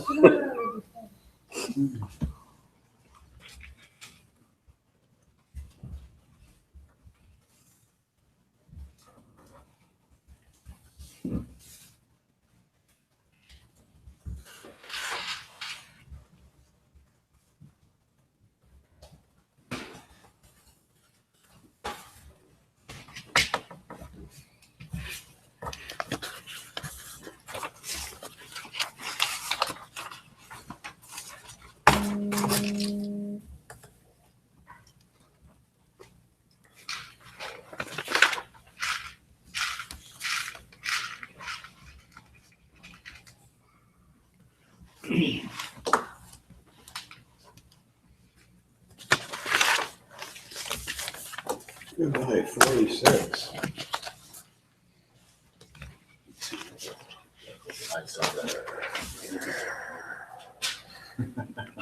Okay, let's take a look at coffee 55.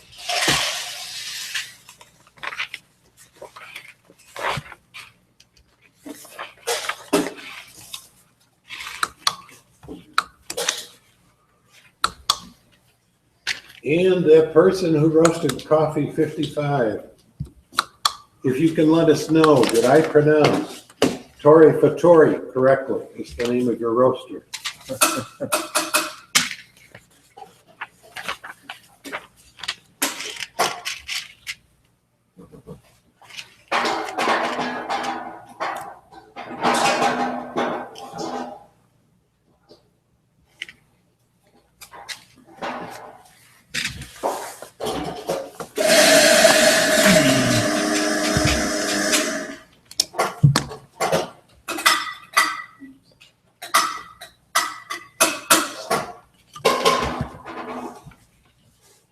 I'm good, Tim.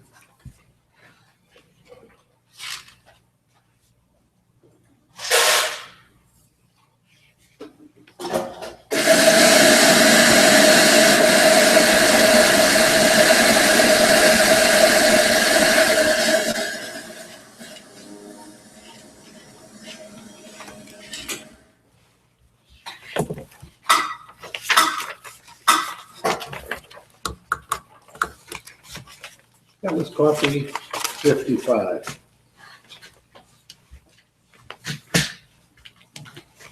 Coffee 79, coming at you, gents.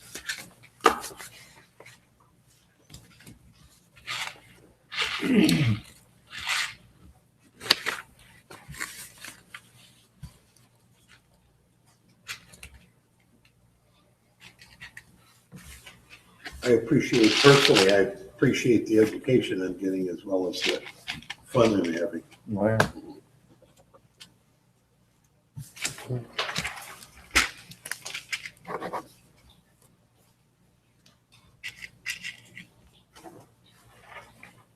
John, you gonna tell everybody about this when you go to Copland's tomorrow? You bet. When you're, do you call it holding court? How do you describe what you do at Copland's? Huh?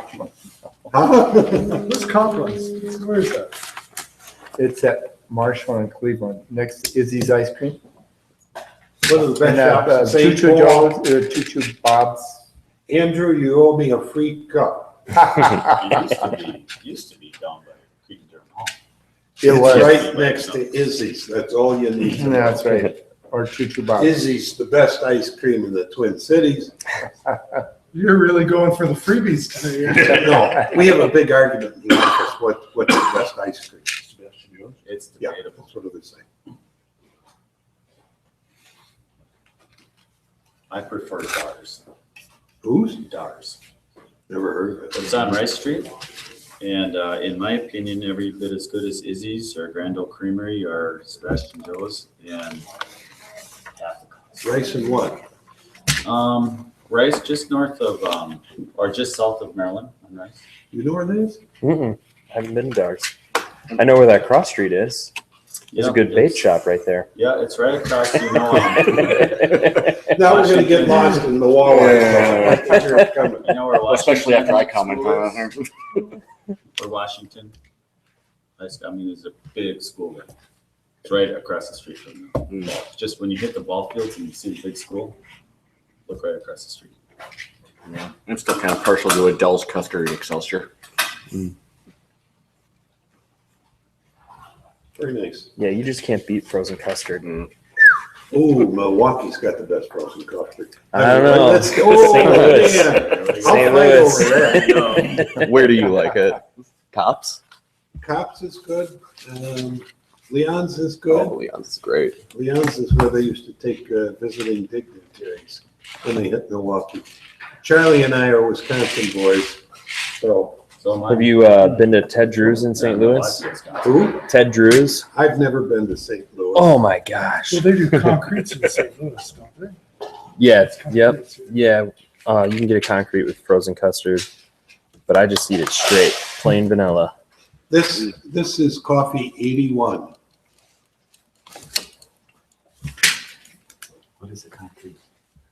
It's a Culver's. style of ice cream that I never had. So the last one had a lot of mottling in it, right? Did you notice that? Yes. Is it Different. So what are you seeing in here?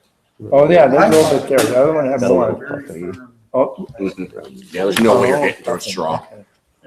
Yeah, so concrete some is modeling. when they Yeah. take the custard Yeah. and blend it Yeah. with other ingredients. Right. And then you can flip the cup upside down. Oh, It so doesn't it's fall like- out. It's like a It blizzard, is but like with a- custard. It is like a. Well, yeah, Culver's, it's what they call theirs, concrete mixers. Concrete Yeah. mixers, okay. Ted Drew's has been doing it since, like the 40s or 50s or something. I went to a place there, doesn't Highway 66 go through there? There's Yep, a- it's right on Route place 66. Oh, that's right. Yep. I must have been there. That's it. That's an old record Big shop like there. A-frame yellow Yeah. lighting, neon lighting. Yeah, yeah. We may have Yep. stopped there. It's the place to go. I'm of the impression that if you were to stand at Ted Drew's in St. Louis for long enough, you would see every person in the city. It's the great equalizer. You'll see governor all the way down to Sure. Yeah, I'm Child. pretty sure we stopped there then back in, what was it, 98. you probably saw me there. got in a game at the old Busch Stadium while they're building the new one across the street. Oh yeah, that was around 2003. It was 98 because I was on a mission trip, but they were like just starting it out. So we were trying to figure out what the banging construction going on was, and they said it was the new Busch going up, Okay, starting back out. to coffee. Away from St. Louis. Don't know- Never. Can't believe we talked about St. Louis for over a minute. Aren't you guys? It's 'cause you haven't been there. St. Louis and Milwaukee, aren't you guys gonna start talking about beer? No? No, that comes later. St. Louis is making water right now, not beer. For those of you listening online, we're cupping coffees 46, 55, 79, and 81. And I'm passing around ground 46. Oh, ground, yeah, we're back to ground, we're up on the ground. Okay. And of course, that's not a commentary on their beer. It's just they're canning water for the Texas floods and whatnot.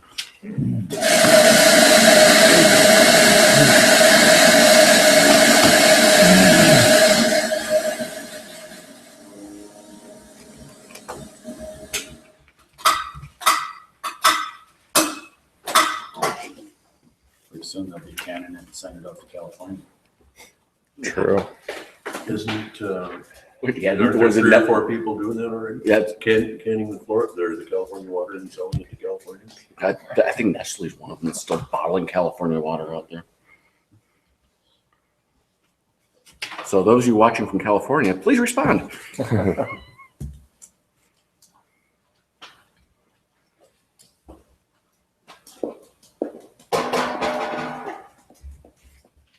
What makes you do bottled water for after Katrina? Or canned it. They also canned it for the school. And I know it's something that is not unusual for them to bottle water for emergencies and stuff. That facility is so impressive. If you ever go to St. Louis, you have to take a tour of that facility. We toured just the one in Busch Gardens down in Oh, Florida, yeah. and that was impressive, you know? Yep. It's how quickly they can go through. One guy that it was fascinating, they took a stack of the can lids, come from a paper tube. And as fast as that guy could dump that one, he had to turn around and take another one. And they're going like this cans of beer around. I heard the amount Coffee, of beer, 55. Coffee, 55. the amount of beer in the transfer tube when they clean out a system, the amount of beer in the transfer tubes that they have to throw out is in the barrels. Oh, I'm sure.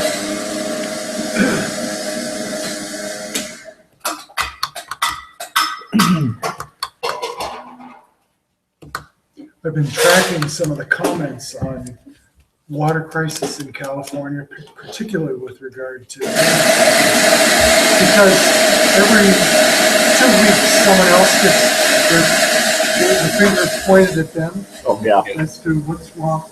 And this past week, I'll give you the most entertaining one, was the suggestion that the way to solve the water crisis in California was to tax organic food. Oh my god. Okay. And the rationale is because the yield is so much less and it's less efficient to grow, then we should be doing more of our production using conventional agriculture. Can we keep coffee 55 moving? Sorry, I just thought that was Digress. more interesting than heard. That is interesting. I think there was a different agenda there completely.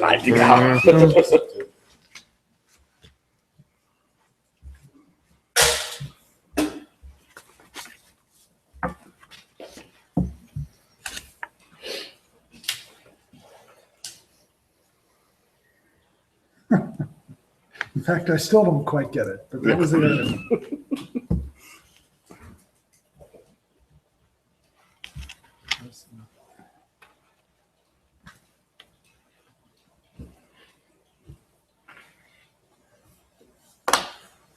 For those of you at home, Curly was trying to clear his nose, and so you just tuck it in your elbow for a while and you get a fresh shot at a coffee when you get too plugged up or too oiled from other coffees.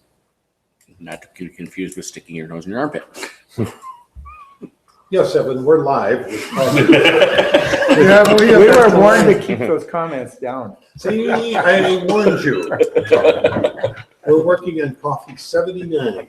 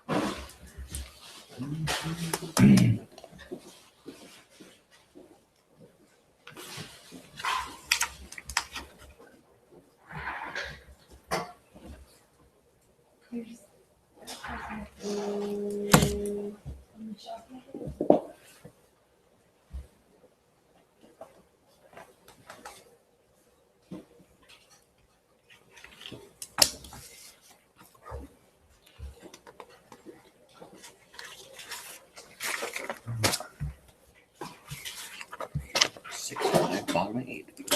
Top 6'5" twins top 8. Now they're ahead again. 6'5" top 8. The last was started. 5-0 for them. He's got to be the worst. Well, with an ERA of almost 6.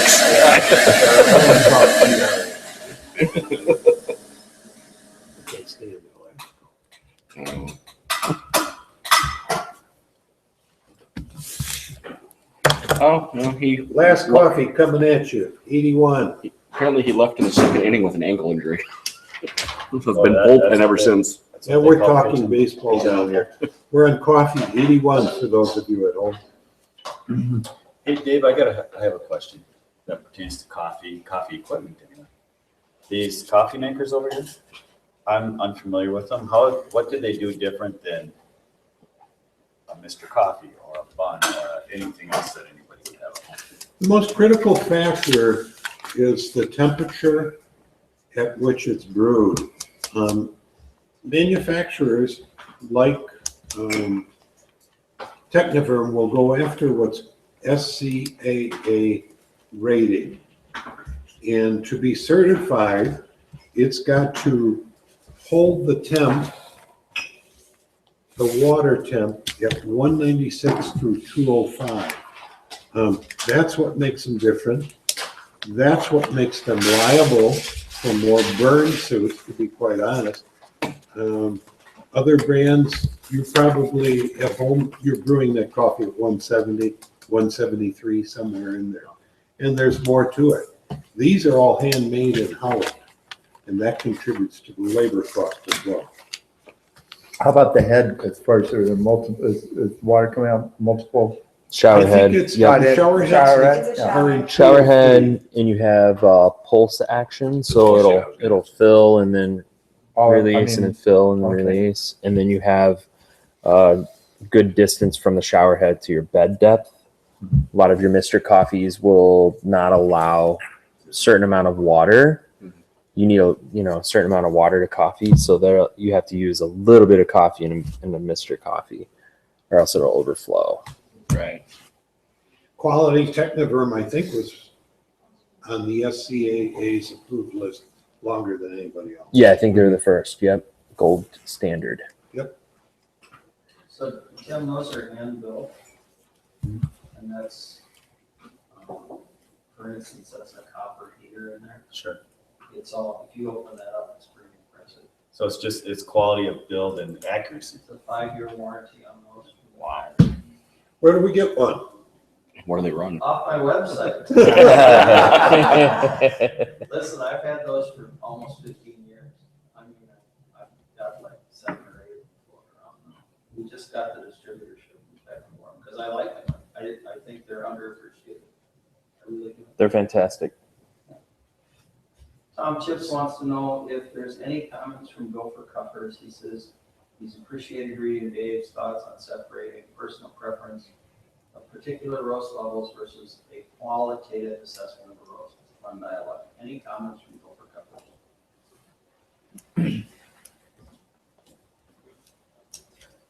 Not all at once. You understand we're from Minnesota. We're a little reserved. It's difficult to separate yourself from your preferences and stuff. And like you were saying, some people might be more sensitive to certain things, which makes it unpleasant to them or not. So it's difficult to do it. When we started cupping too, it was 2 years ago. It was in support of whether to sell the bean on the board back in those days. And so part of the thought process is different. It's more like, would this bean have some universal appeal or some specific appeal for that setting? And I think that helped a bit, rather than saying, do I like this coffee? It's more like, how might this play in a marketplace? Is it going to add to someone's stash or not? Does it provide something novel? And so that was a context that also helped. Sure. And for myself, I find the longer I cup, the more I can be disciplined about that. And like, I looked at the roasts before Serena and I cupped them. And when I pushed 2 of these light roasts through to the finals, I couldn't believe it, because I don't like light roasts. And I don't necessarily care for those cups. But the unique quality that roaster developed in a light roasted bean just set my socks on fire. And so I got by my bias in that sense. It's just this disciplined cupping. John, any thoughts? You wanted to hear from the Gopher Gulpers. No, I get your point where, you're looking for drinkability and likeness, that a coffee shop may have a profile that's important for their customers. Okay, hope that helps, Tom. We're going to have 4 coffees in front of us. I would encourage you to stack them left to right. Thank you. Or if you're from south of the equator, right to left.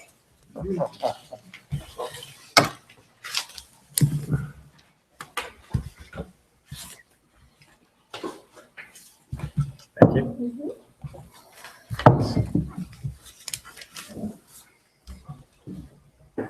Okay.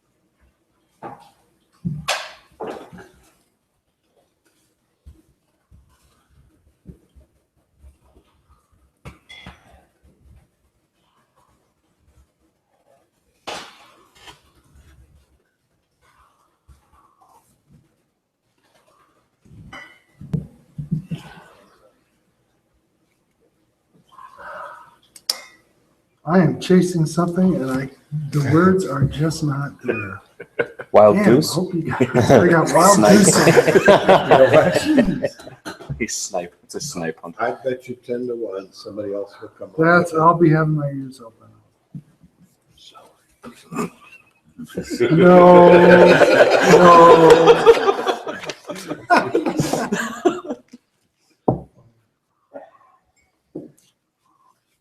I'll tell those online Yeah. what What was that? Excuse me? Thank you.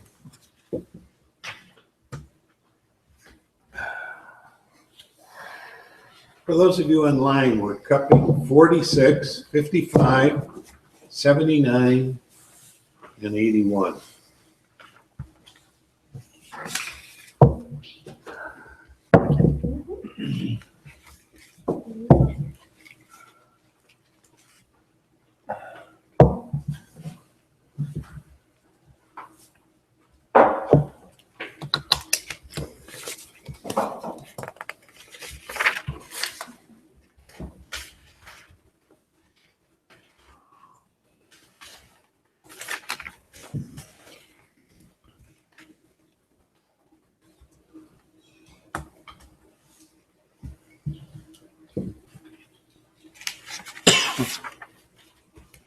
We're doing these a little bit sequentially so that we've got 2 in front of you. Curly, can I, never mind, got it.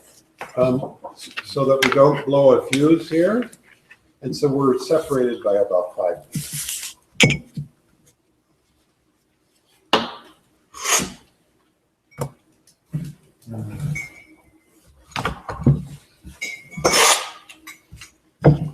Serena, were you using a spoon? That's mine. That is yours. Thank you. I got mine over here.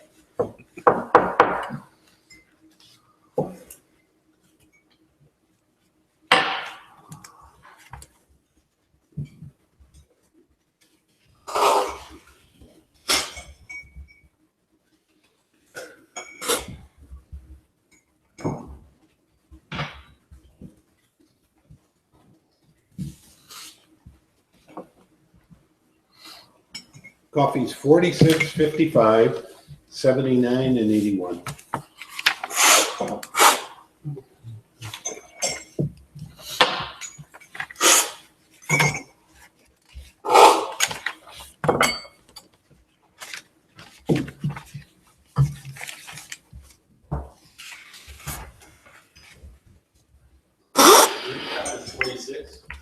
Green cup is 46.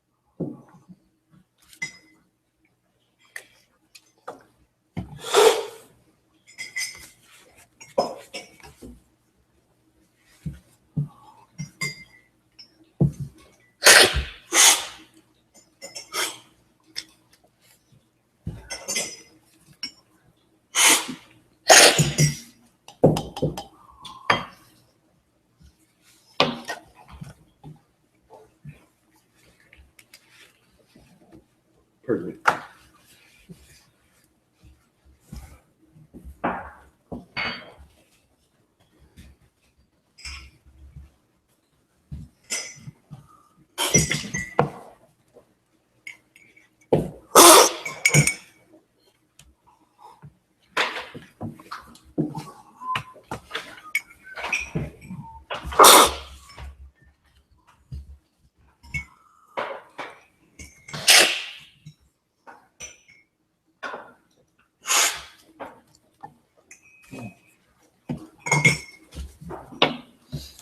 I gotta check out Charlie's routine down there, his zipper.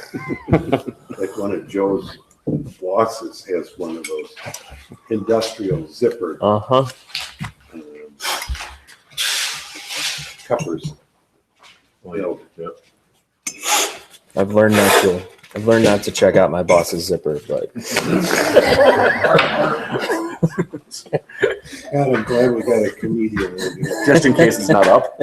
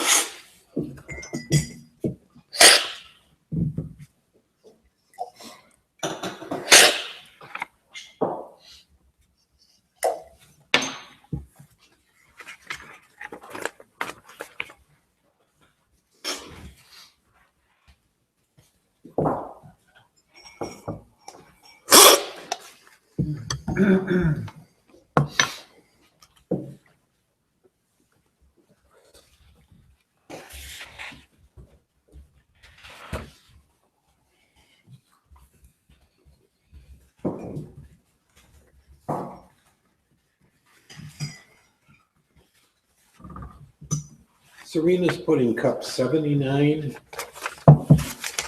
in front of you.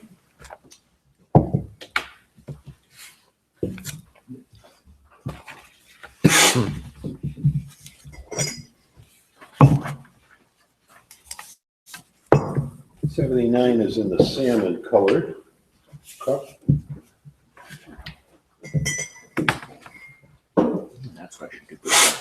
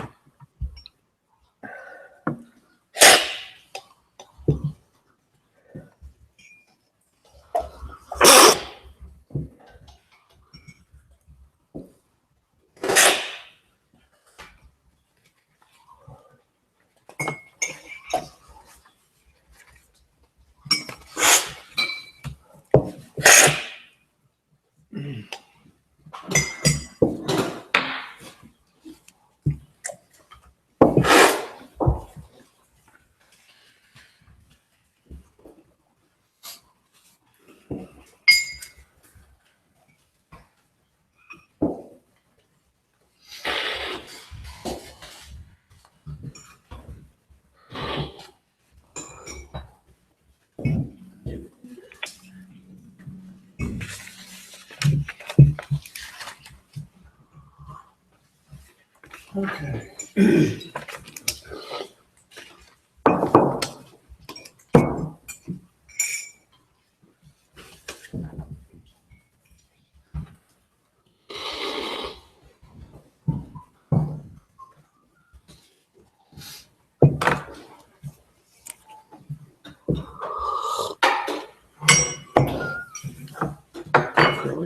That's not. You've got green, blue, salmon, and white. Yep. This one.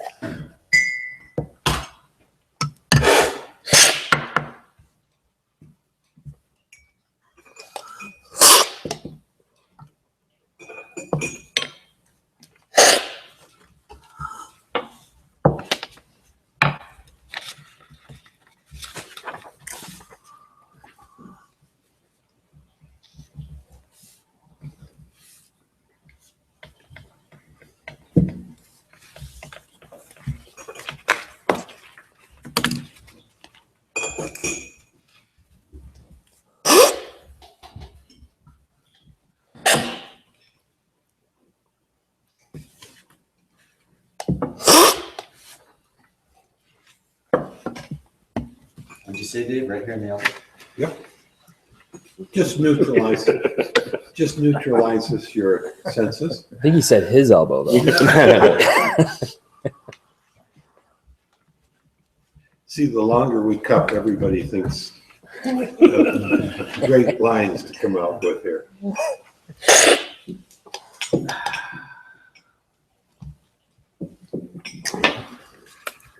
Now it just smells like the laundry detergent my wife uses.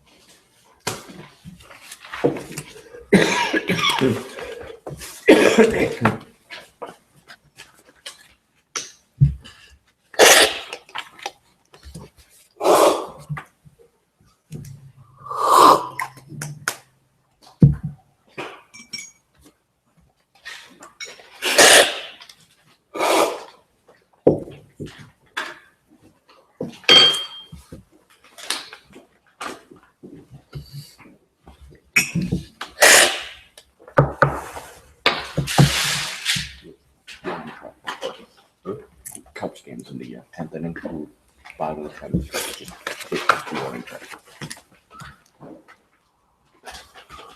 Bottom of the 10th, the Cubs are tied. Yeah, 1-1 against Kansas City. Come on, KC. Cardinals won. The Twins end up winning. I mean, Last I saw, they were ahead by 1 in the 8th. Cardinals took 2 of 3 from the Dodgers. Due to blackout rules, I can't select the Twins game other than audio. Oh, that's lame.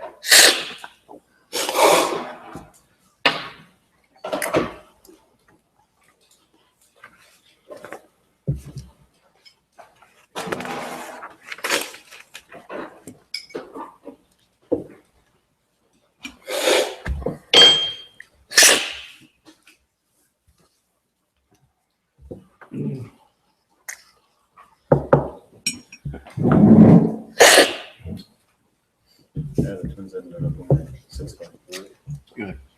Good stuff. So they're gonna come out of this weekend on top? They're tied with KC. They're tied with, With Kansas City. with Yeah. Kansas City. And right now, Kansas City's tied with the Cubs 1-1 in the 10th. Was in Kansas City one time talking to a guy that he somehow got on baseball. And he said, how come Make that the 11th. Kansas City, we're always losing? I said, well, yeah, you're selling all your good players. You're trying to make money.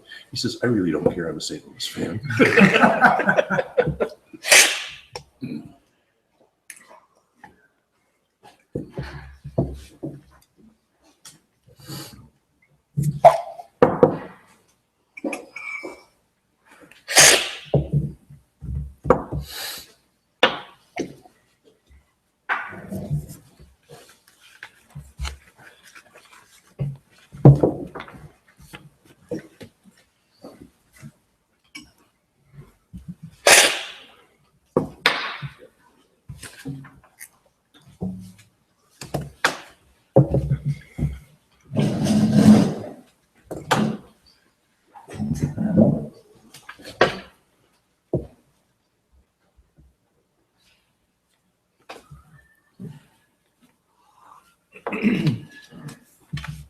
Blue Cup is 55, right? Yes. Yes.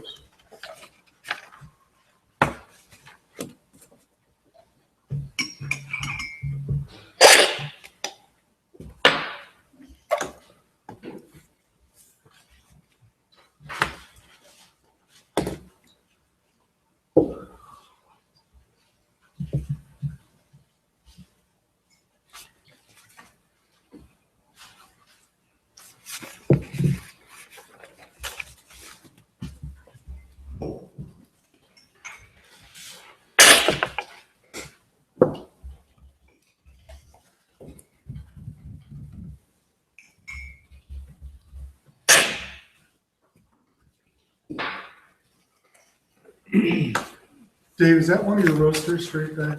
Yes, Very nice looking machine. I was just. that's the one that Dan Urkela just bought. Did 1K. he? Did he get the John Deere model? I kind of. Coffee in the corner. I was afraid for my shirt. Well, look, I'm gonna go on and inspect. I don't like that color. No, he got a red and silver, I think. Oh, wow. What's he thinking? Maroon and gold, right? Oh, I guess he did. We've got a buddy, Cupper, Dan Urkela, that's also with the University of Minnesota. And he's in Grand Rapids, which is probably 70 miles again northwest of Duluth. And he's moving from a Beamer to one of Mill City's 1K, and he's just beside himself. And I told him the next month's production might be delayed 3 or 4 days. And he just about came through the internet at me with his 3 or 4 day more. Wait, he's ready for it. He's gonna have a ball. She's gonna have a ball. Okay, I am ready to cup 46 and to record 46 if everybody else is ready. The beans are behind you too, if anyone's interested in checking those out again. Comments on the bean appearance of any? Light roast, remember the question was asked. I called that a city roast. Others? Oh, should we grab the coffee again? They're right behind you, Dave. Yeah, let's do I'm it. sorry. Should have the one I'm on- one hearing aid short. Here's 46.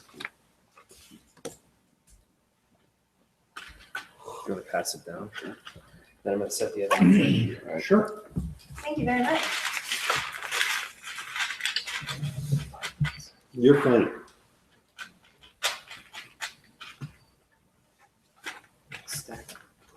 Okay, even roast, scorching, fine roast, what do you got here? Coffee 46. Yeah, even a touch of puffing. That's about it.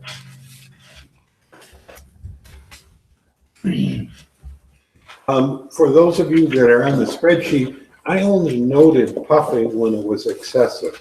So I didn't go through there and count the beans and say there were 7 puffs. But if it says puffing in there, that's because overall I had a concern about it. Okay, fragrance. Very sweet. Cherry. Sweet. Cherry. I got a peanut. I got a peanut. Good or bad? Good. No, it's Okay. I had that. peanut, dry peanut. I had almond, cocoa, and coffee. Just very nostalgic coffee.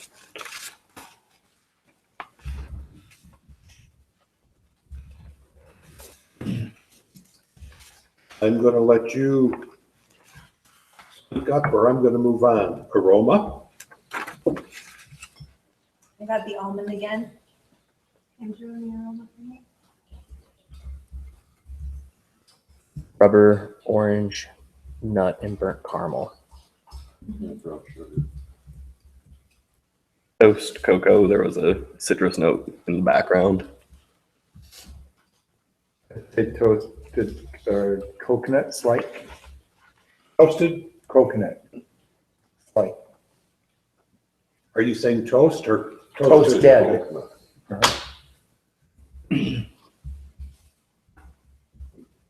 I'll go. Others. I'll push on them. Acidity.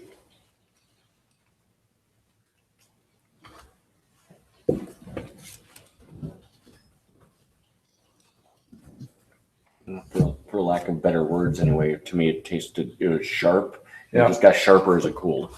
Metallic. The tang. No, Right. right. Metallic, and it stayed with you. Joe, Charlie?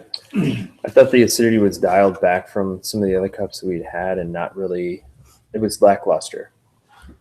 It started out tart, tangy, I would say, but then I definitely agree it dropped a bit as it cooled. That was fairly noticeable. I get that. When it was really hot, it was tangy, but then it's like somebody had put a saddle on it. You know, it's Exactly. cleaned up. I have dialed back as my note for that.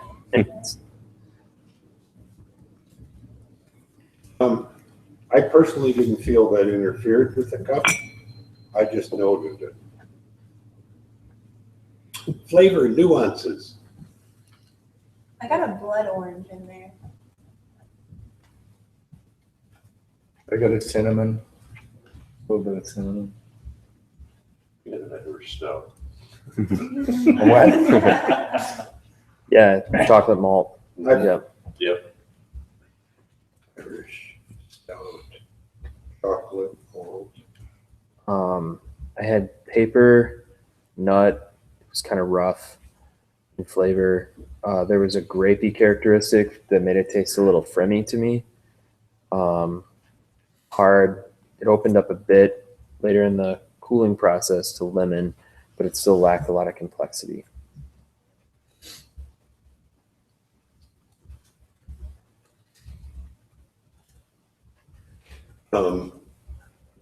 This was probably for me one of the most complex when we cupped them the first time around, and I know it wasn't as complex this time. I didn't say that.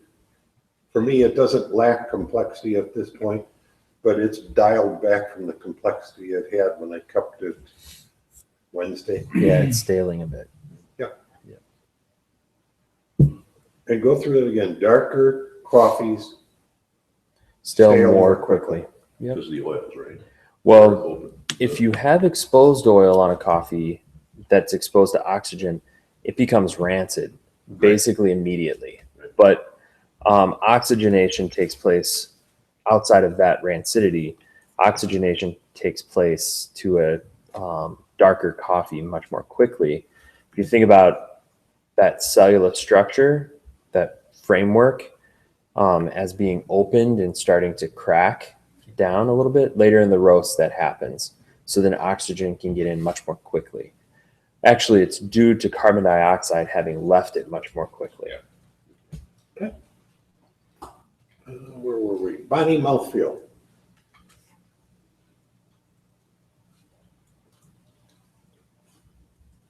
This is the thinnest one we've had so far, in my opinion. It's thinning. Was it too thin or just relatively light cup? Relatively light cup, not too thin, average.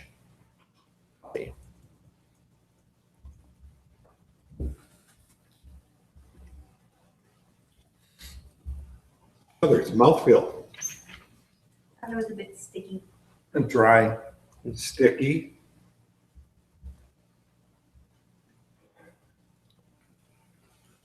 And was it dry during the cup or in the finish?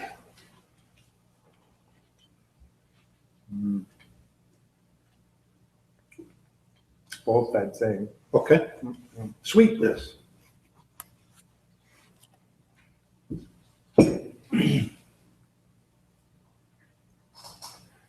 Medium but fading for me. Yeah, like the acidity, it started out fairly nice with some complexity in the sweetness, just different types of sweetness, but then it dropped off. I had meringue sweetness. Like the meringue, lemon meringue pie sweetness. Any others? Tart sweetness, okay. I had burnt caramel.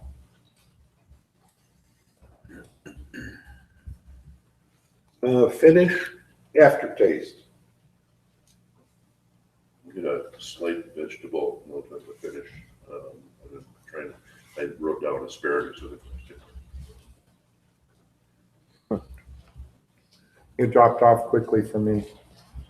Here. Finish. Mhm. It was okay up front and then not much left on the end. I had a cherry note, very, very soft cherry, a bit of a lemon finish. Others, Tom, got something down there? Just in terms of trying to integrate it, dark chocolate, lemon, and light sugar in a less complex cup, perhaps. I know I'm crossing categories here, but Don't worry about it. that's where I was with it. I found it when it was hot. I felt very comfortable with it. I didn't think it was really challenging. It was just very comfortable to sit and drink. And then as it's cooling, it has a different character and maybe a bit sharper. Okay. If you have no further scores, no further matters, I'll take your score. Joe, I'm willing to start with you. 85. Oops, I got the wrong column. Hang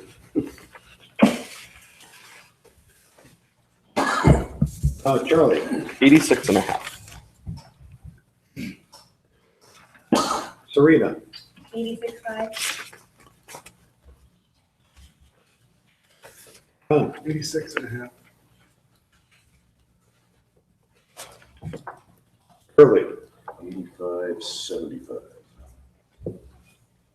86.5 here. Okay. Cup, 55.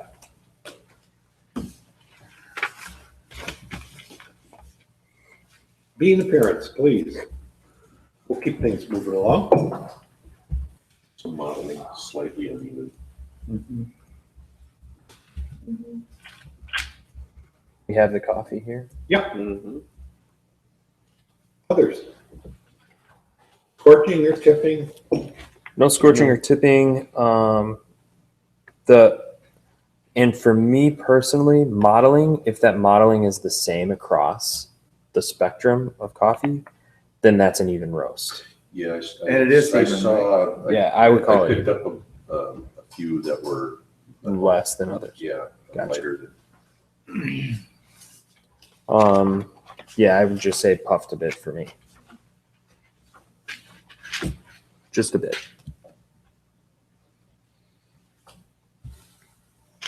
Okay, I'm going to keep rolling.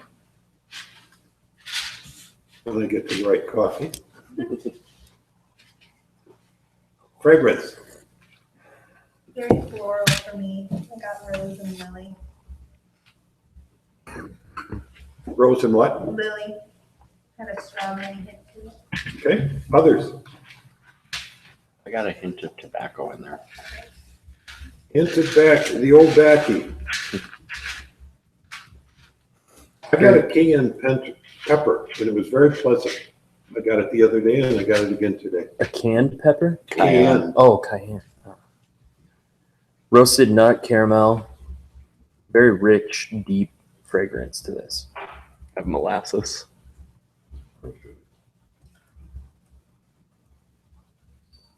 Okay, aroma. I thought I caught a hint of cardboard. I think I'm super sensitive to that. Yes, you are. I've cupped with Curly probably 7 to 8 years now, and he picks up on a cardboard or a brown paper relatively frequently. So I think there's probably a super sensitivity to it. Nothing wrong with it. Yeah, I can see that. Others. Dried fruit, fig, apple, and almond. I had fig.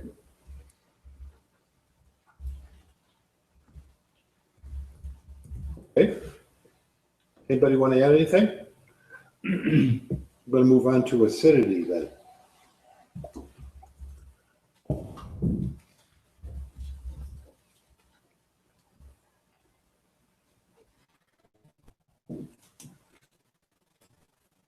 And a soft melic.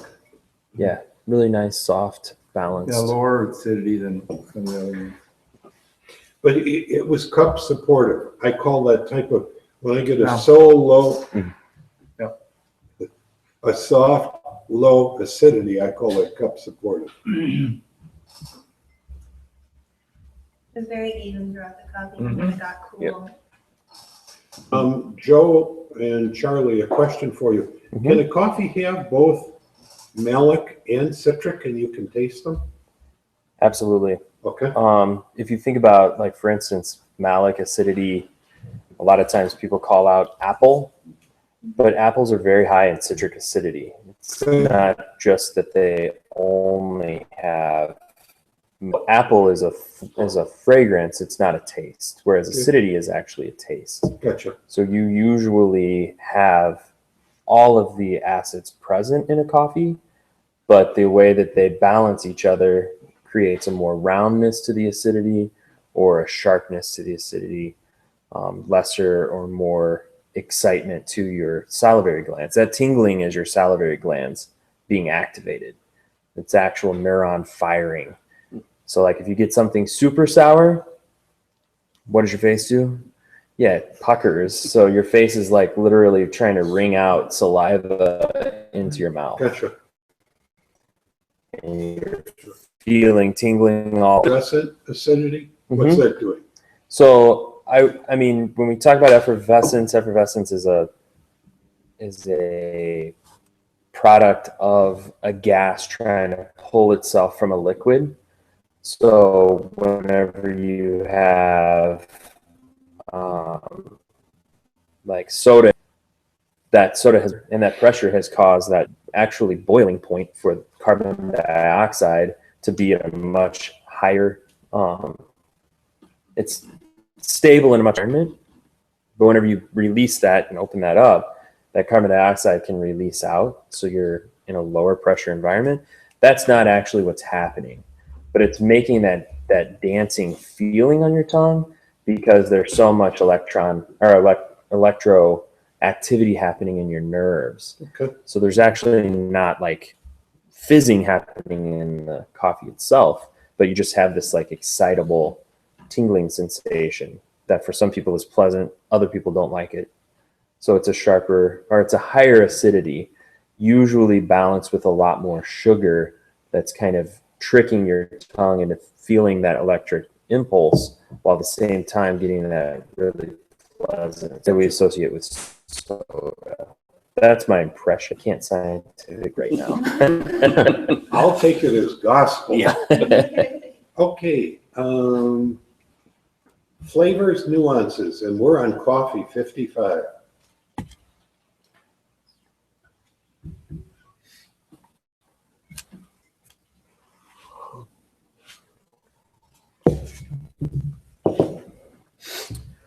Dried fruit, toffee, fig, cherry, sunflower seeds again.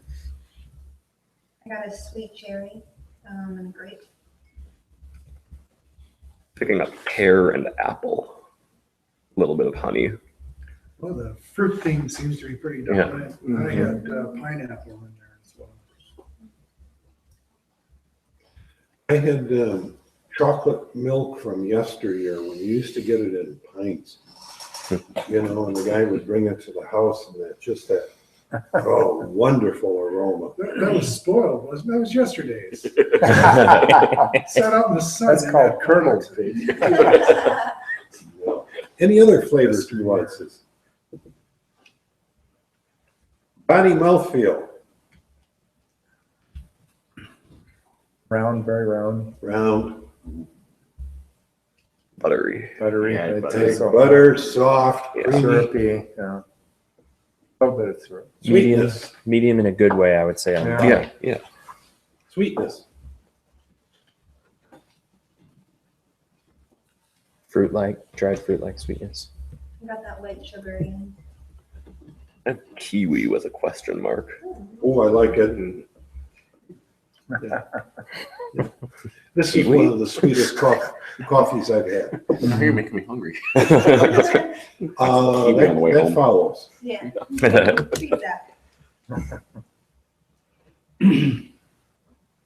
Finish, aftertaste. Long finish.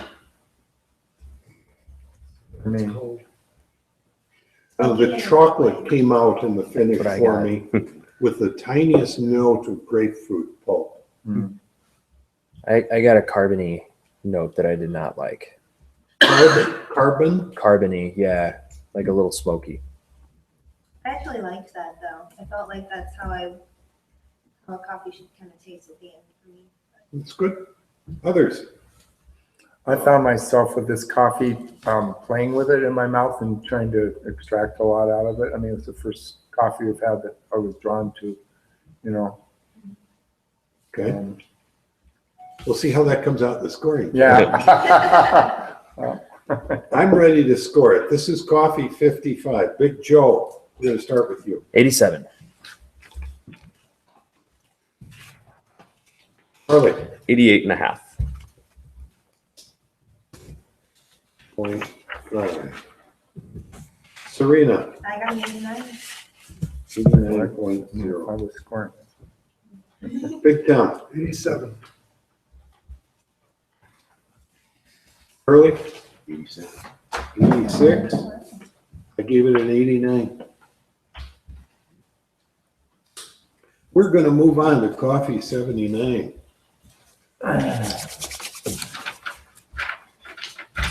And we're gonna keep moving along. We're scoring coffee 79.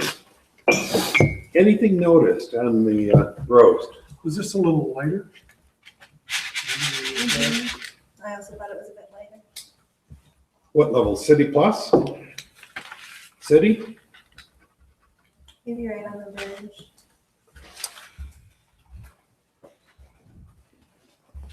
I also noted on here, maybe a little more variation. What do you see there? Yeah, I definitely see a little bit more variation. And a little puffy again. Yeah, I'm you see critical of that. variation, but not long. It was not intentional. A lot of modeling. I don't think so Don't you because think a lot of modeling on this? yeah, it's a lot of modeling, and the variation is like toward an extreme light side. So if somebody intended that, that would be Oh, weird to drop the whole batch that light. Yeah. My notes from the first go around suggested the melange, I see. It's close. Fragrance, please. Grapefruit.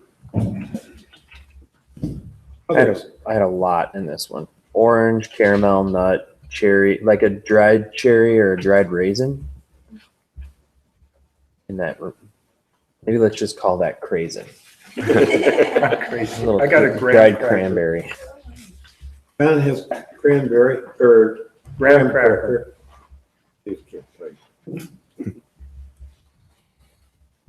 Any others? Aroma, I had chocolate powder mix. There we go. Others? Sugary candied nuts. Yeah, as it cooled, I was kind of getting a cotton candy type of smell out of it. I got caramel.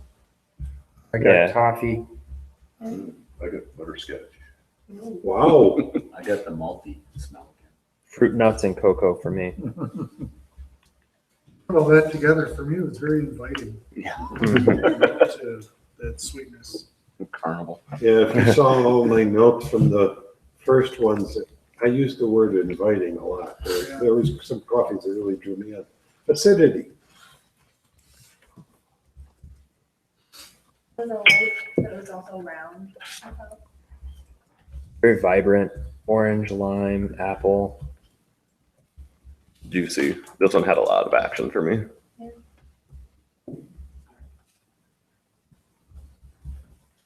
Flavor, nuances. I got bread pudding. Black pepper and peanut butter. Is that good or bad?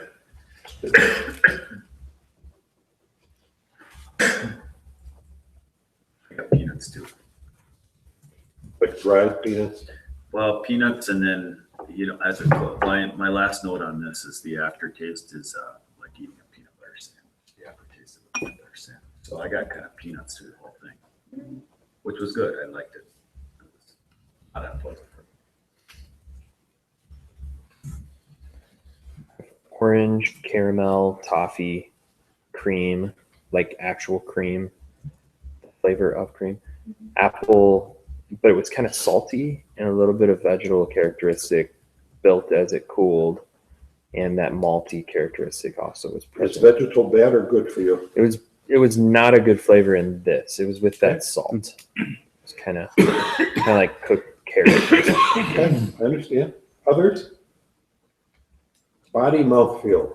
Along that line, I had kind of a tart green vegetable. It's like, but again, wasn't my favorite. My mouthfeel was on the light side. Others? Body, mouthfeel. That was really rich, round. Sweetness?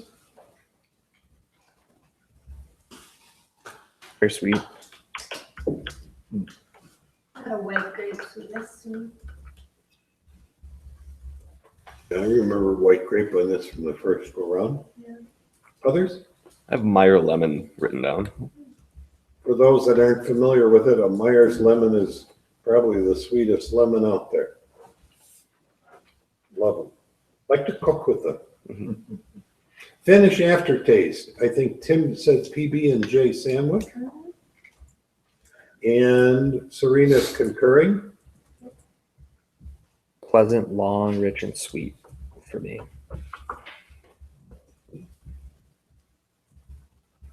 Okay, other comments? I'm going to move on to scoring for 79 and start with Big Joe. 88. Charlie, 87.5.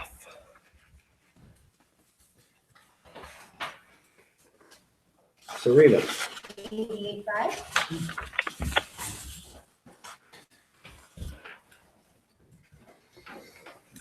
Tom, 86. Curly, 86.75. 86.75. I gave it an 88.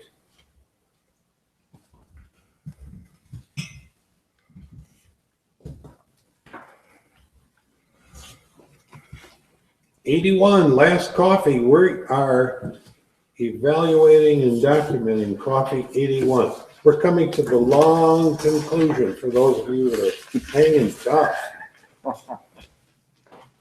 Need appearance? Any comments? Everybody says perfect roast. It's a light roast. Very light. Quite consistent. Very Consistent light roast.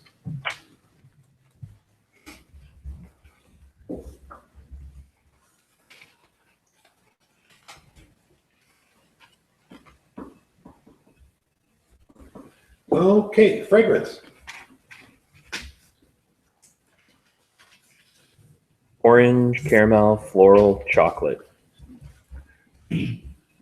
Mandarin orange, raw sugar. I got a Hershey chocolate. Or nutty and fruity. Mhm.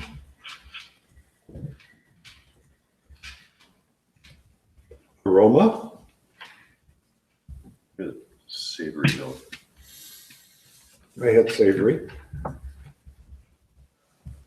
think I had a mildewy cup because it smelled like a. I put dusty. Yeah, I think I might have had I a think- funky cup. I went with cardboard, Yep, it but was. that's not uncommon for me with the aroma. But Were these white cups stored for a while before this? I washed them all beforehand. Okay. Brand new, we washed them like 6 or 7 times to avoid it, like hand rinsed. Okay.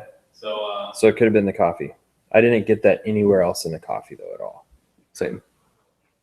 no, I didn't. So I did not apply that to my score. Okay.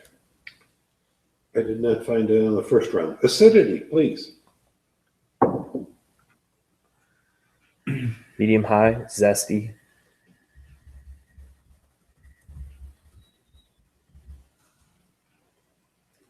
Flavors, nuances. I got cherry, almond, and lemon. Dried fruit and nut. A little bit of trail mix going on. Peach, sugar, almond, floral, lime, and nutmeg. But that was it. I couldn't put a. Oh, the nutmeg? Yeah, the nutmeg, yeah. Yeah, I can see Because that. a lot of times I use nutmeg and cinnamon. Oh yeah. Let's go a bit more One goes toward good on eggnog, the other rhubarb on doesn't. this one. Tom said rhubarb, which introduces what I found. For me, there is a raspberry or a cranberry. Any others? I think we've covered the gamut of fruits there. To the produce aisle. Body mouthfeel, 81. Well, my notes suggest something a little bit lighter in a good way, and I don't mean not rich. I mean just Lighter body. lighter body in a good way. Okay. I had light body. I did as well. Medium to thinning. I had. Mhm. Smooth on the scale of like milk, looking about 2%.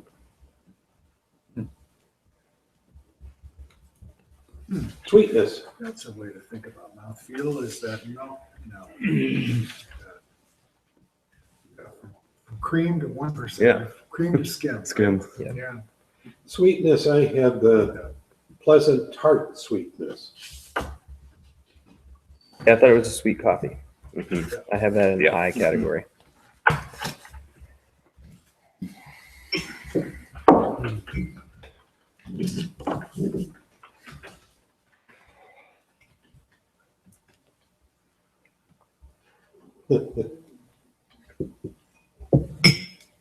Just finish aftertaste. It's smooth finish. Pleasant. Soft, sweet, and rich. I thought it started slow and ended strong that way. So the finish to me was better than the first. Than the start. Started slow and Started slow, finished strong, but I thought it had a richer, complex finish, and Gotcha. for me, the start was monochromatic, but it unfolded. Okay, scores on coffee 81. Joe. 87.5. And this was like solid scoring across the board, whereas the last one scored higher but had like higher peaks and lower troughs. So I almost feel like I should up the score, but right now, Well, we'll sit with it. 87.5. You okay? Yeah, We'll get the jury around and we'll see if you feel the need. I could be swayed higher. You know, don't let it happen. You have Because I some have money at 87.5 as well.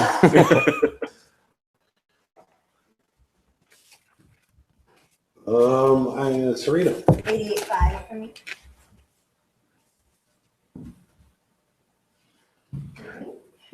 Tom. 87.5. Curly. 86 negative. And I gave that 88.5. It wasn't my favorite cup by any means, but to me, it's, as my wife says, there's so much going on in there. Mm-hmm. And so that goes back to that complexity that I award points to. So Nick, I'm going to suggest you take us off audio. Are you able to do that? We can certainly take you off just audio. Just audio. I've got these in Excel, so I can give you back the places. We look a lot better than we sound anyway. So. Silent movie.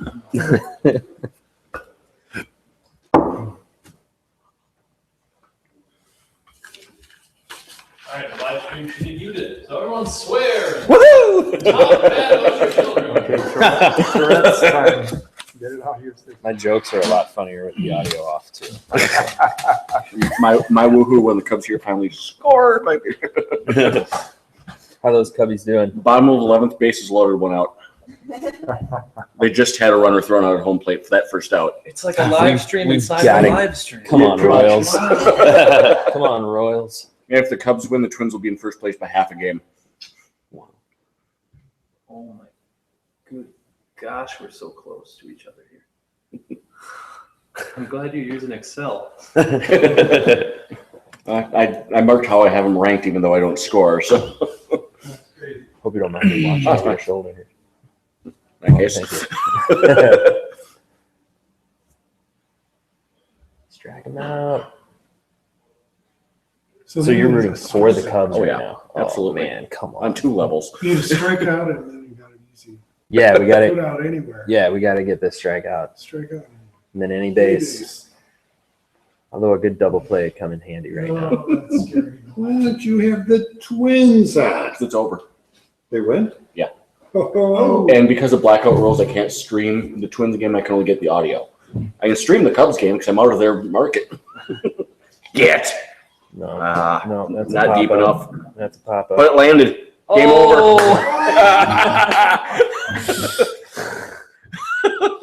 That was misplayed. Unbelievable. That was an unbelievable way to lose that game. That was the outfielder's ball. Kansas City. Thank God I answered Yeah. that earlier. No, Cubs won. Take a swing. That's why I'm Twins are in first place by half a game now. But You ever watch that movie Sideways? and the Cubs are cheering. I They're just still drink 6 some of games out. Probably my most embarrassing. But they're above 500 still. Actually, I know. That's true. And I'm What are you watching over there? The Cubs just won't beat Kansas City. Twins are in first place alone. But Who would have thought I'm that like after struggling the with first my 5 games? clipboard, my spit cup. Yeah, What are you thinking, And I have shortstop? I know. Well, left fielder couldn't have gotten to it. It's a freight train. Well, Well, oh it's my nothing God. stopping it. You know, Yeah, instead of yeah. going Slow for it the up. clipboard to Yeah, cover my right. mouth, I go through the spit cup. Oh, no. All over the person standing Yeah, next to me. Twins are All 2-9 over me. against Detroit. God. So factor that into what our record is. Oh my God. That's still not the Easily. weirdest That walk is- off the that Cubs is have a had good this one. year. Oh my God. That's They had one pop I up don't to know, the to right me, that's fielder. the He came definition in, of the word misplayed it. bonafide. The grass lit his ankle. He slipped and the ball landed right Yeah, behind him. we've all had moments like that. yeah. That was, I saw It's like that. Bush throwing up in the Japanese Yeah. prime minister's lap. Remember that? That's got to be the low point. Yeah. Joe, can you come here for a minute? What's up?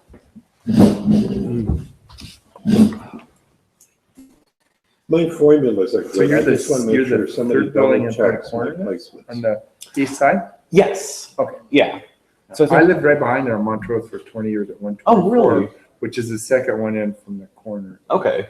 Yeah, it's got the garages with the deck above it. Yeah. Okay. My bedroom looks over. Oh, that. yeah. Yep. Yeah. I lived That's that too was years funny. ago, but I lived there for 20 years. Actually, I think one of Joe's coworkers Yeah, used I to live actually in that agree building with as well. this. Okay. Entirely recollecting. And then there's a barista at Copland's, Mariah, what's her last name? But she lives there. Not there, but next, just to, towards Marshall. Yeah. Not in the corner, but the next. So one. in that like kind of really tall house. No, it's right next to yours. Okay. Wait, in the apartments or oh, funny. Yeah, so there's the new ones on the corner and then the next building, she's lived in that. As a matter of fact, her, all Okay, the windows now look over the new building. Okay. No, I just wanted to Interesting. make You're sure the that next one I over. had It's kind of shaped like this, is that right? 1, Yep. 2, 3, Yeah, 4, what 5 are of the- the right people. The U-shaped, right? Yeah. Okay, sure. can't recall the name of the complex. Yeah, yeah. I like it. Gosh, I love that area. Yeah, isn't it great? Yeah, my wife and I moved from uptown. We were living Yeah. right over by the Walker, right on the off ramp there. And Oh, yeah. for the Yeah. first few nights, we would just kind of like lay Oh, in boy, bed oh. and admire the silence. It's such a beautiful thing. It is. He's been on the line. And have you been there in the winter time? No, I mean, Because Couple you of can cold cross-country months, ski at the golf course, you know? yeah, we saw that when we looked at the apartment. Yeah. For the most We were part, really it's excited Walk about across that. the street and do that. Definitely Yeah. the winter. At night, it's great. There's plenty of light. Oh, really? But I had You hear people, in the winter it's kind of fun because you hear people screaming 5. in the middle of the night because they're sledding going down and 3, stuff. 4. Great view from the top of that hill there. So the top 2 I had is Panorama, definitely the gorgeous. top 2. You know, that property was, that golf course was slated to be the capital Really? of Minnesota. And that's why it was an open space. And then they decided to move it where it was, but that remained an open space. And then it was turned into the golf course. Huh. That was really interesting. Restaurant. That's a really nice looking. I mean, I don't golf at all, but Yeah, I would well, love it's to. very- I would love to do cross country. Oh, yeah, It's they a do that very too on fun there, yeah. I mean, course. as far as golfing there, it's fun. I mean, Is it a like par 3 or is it like a legitimate? full yeah, it's a course? legitimate Okay. course, yeah, and it's like, I mean, it's a lot of money to get in and. Yeah, But. You know what I did yesterday? As far as. Yeah. Elite golf courses go, Yeah. Temperature More- approach. Go a little bit further. wanna out of the be city. elite, actually are, so. 30 degrees lower than. No, higher. Yeah, but that's Okay, great so with the we- river roads there. Mhm. So we foil. Oh my Yeah. gosh. Yeah. Both sides and the biking. and- Yeah, I was about to say I bike a lot, and like we've recently started running again, which Yeah, is oh, just, yeah. so Yeah. wonderful. Came out just- We maybe 2-3 weekends ago, we went off of the river road and like did the trails down Oh, yeah, the of river. course. That's Can I- amazing. There's Tom, waterfalls. can I put you over here? ponds. Sir. Have you Before been, we go back live, Yeah, I can take I it. will be. Oh, okay. have you been down that Shadow Falls? the way it turned Oh, out that's good. is that Nice and heavy for you. Oh, yeah. The way it turned out is that coffee 32, which was the third cup, came in first place. Real. Second place went to cup 55. How close was that? Right here. Third place was cup 81. Okay, I could see 30. Fourth place was cup 79. Fifth place was cup 31. Sixth place was cup 23. Cup 46 was number 7.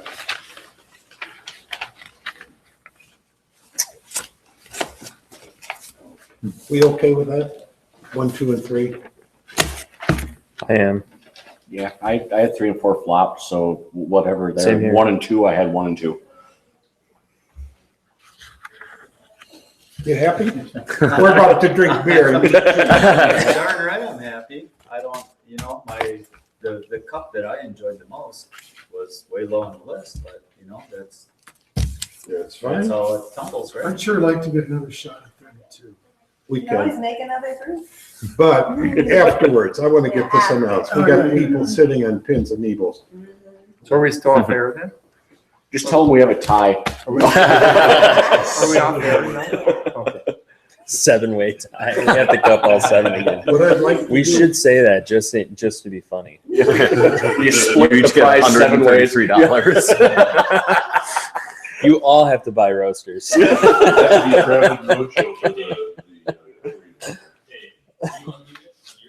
Yeah, take it off. No, I think you already did. Oh, uh-oh. Okay. Well then. In that case. So, Here's, Mr. Man knows, but you go through the announcement of the whole okay, we've got 7 coffees, and I'm going to announce them 7th place up to first place. 7th place goes to Henry Chang.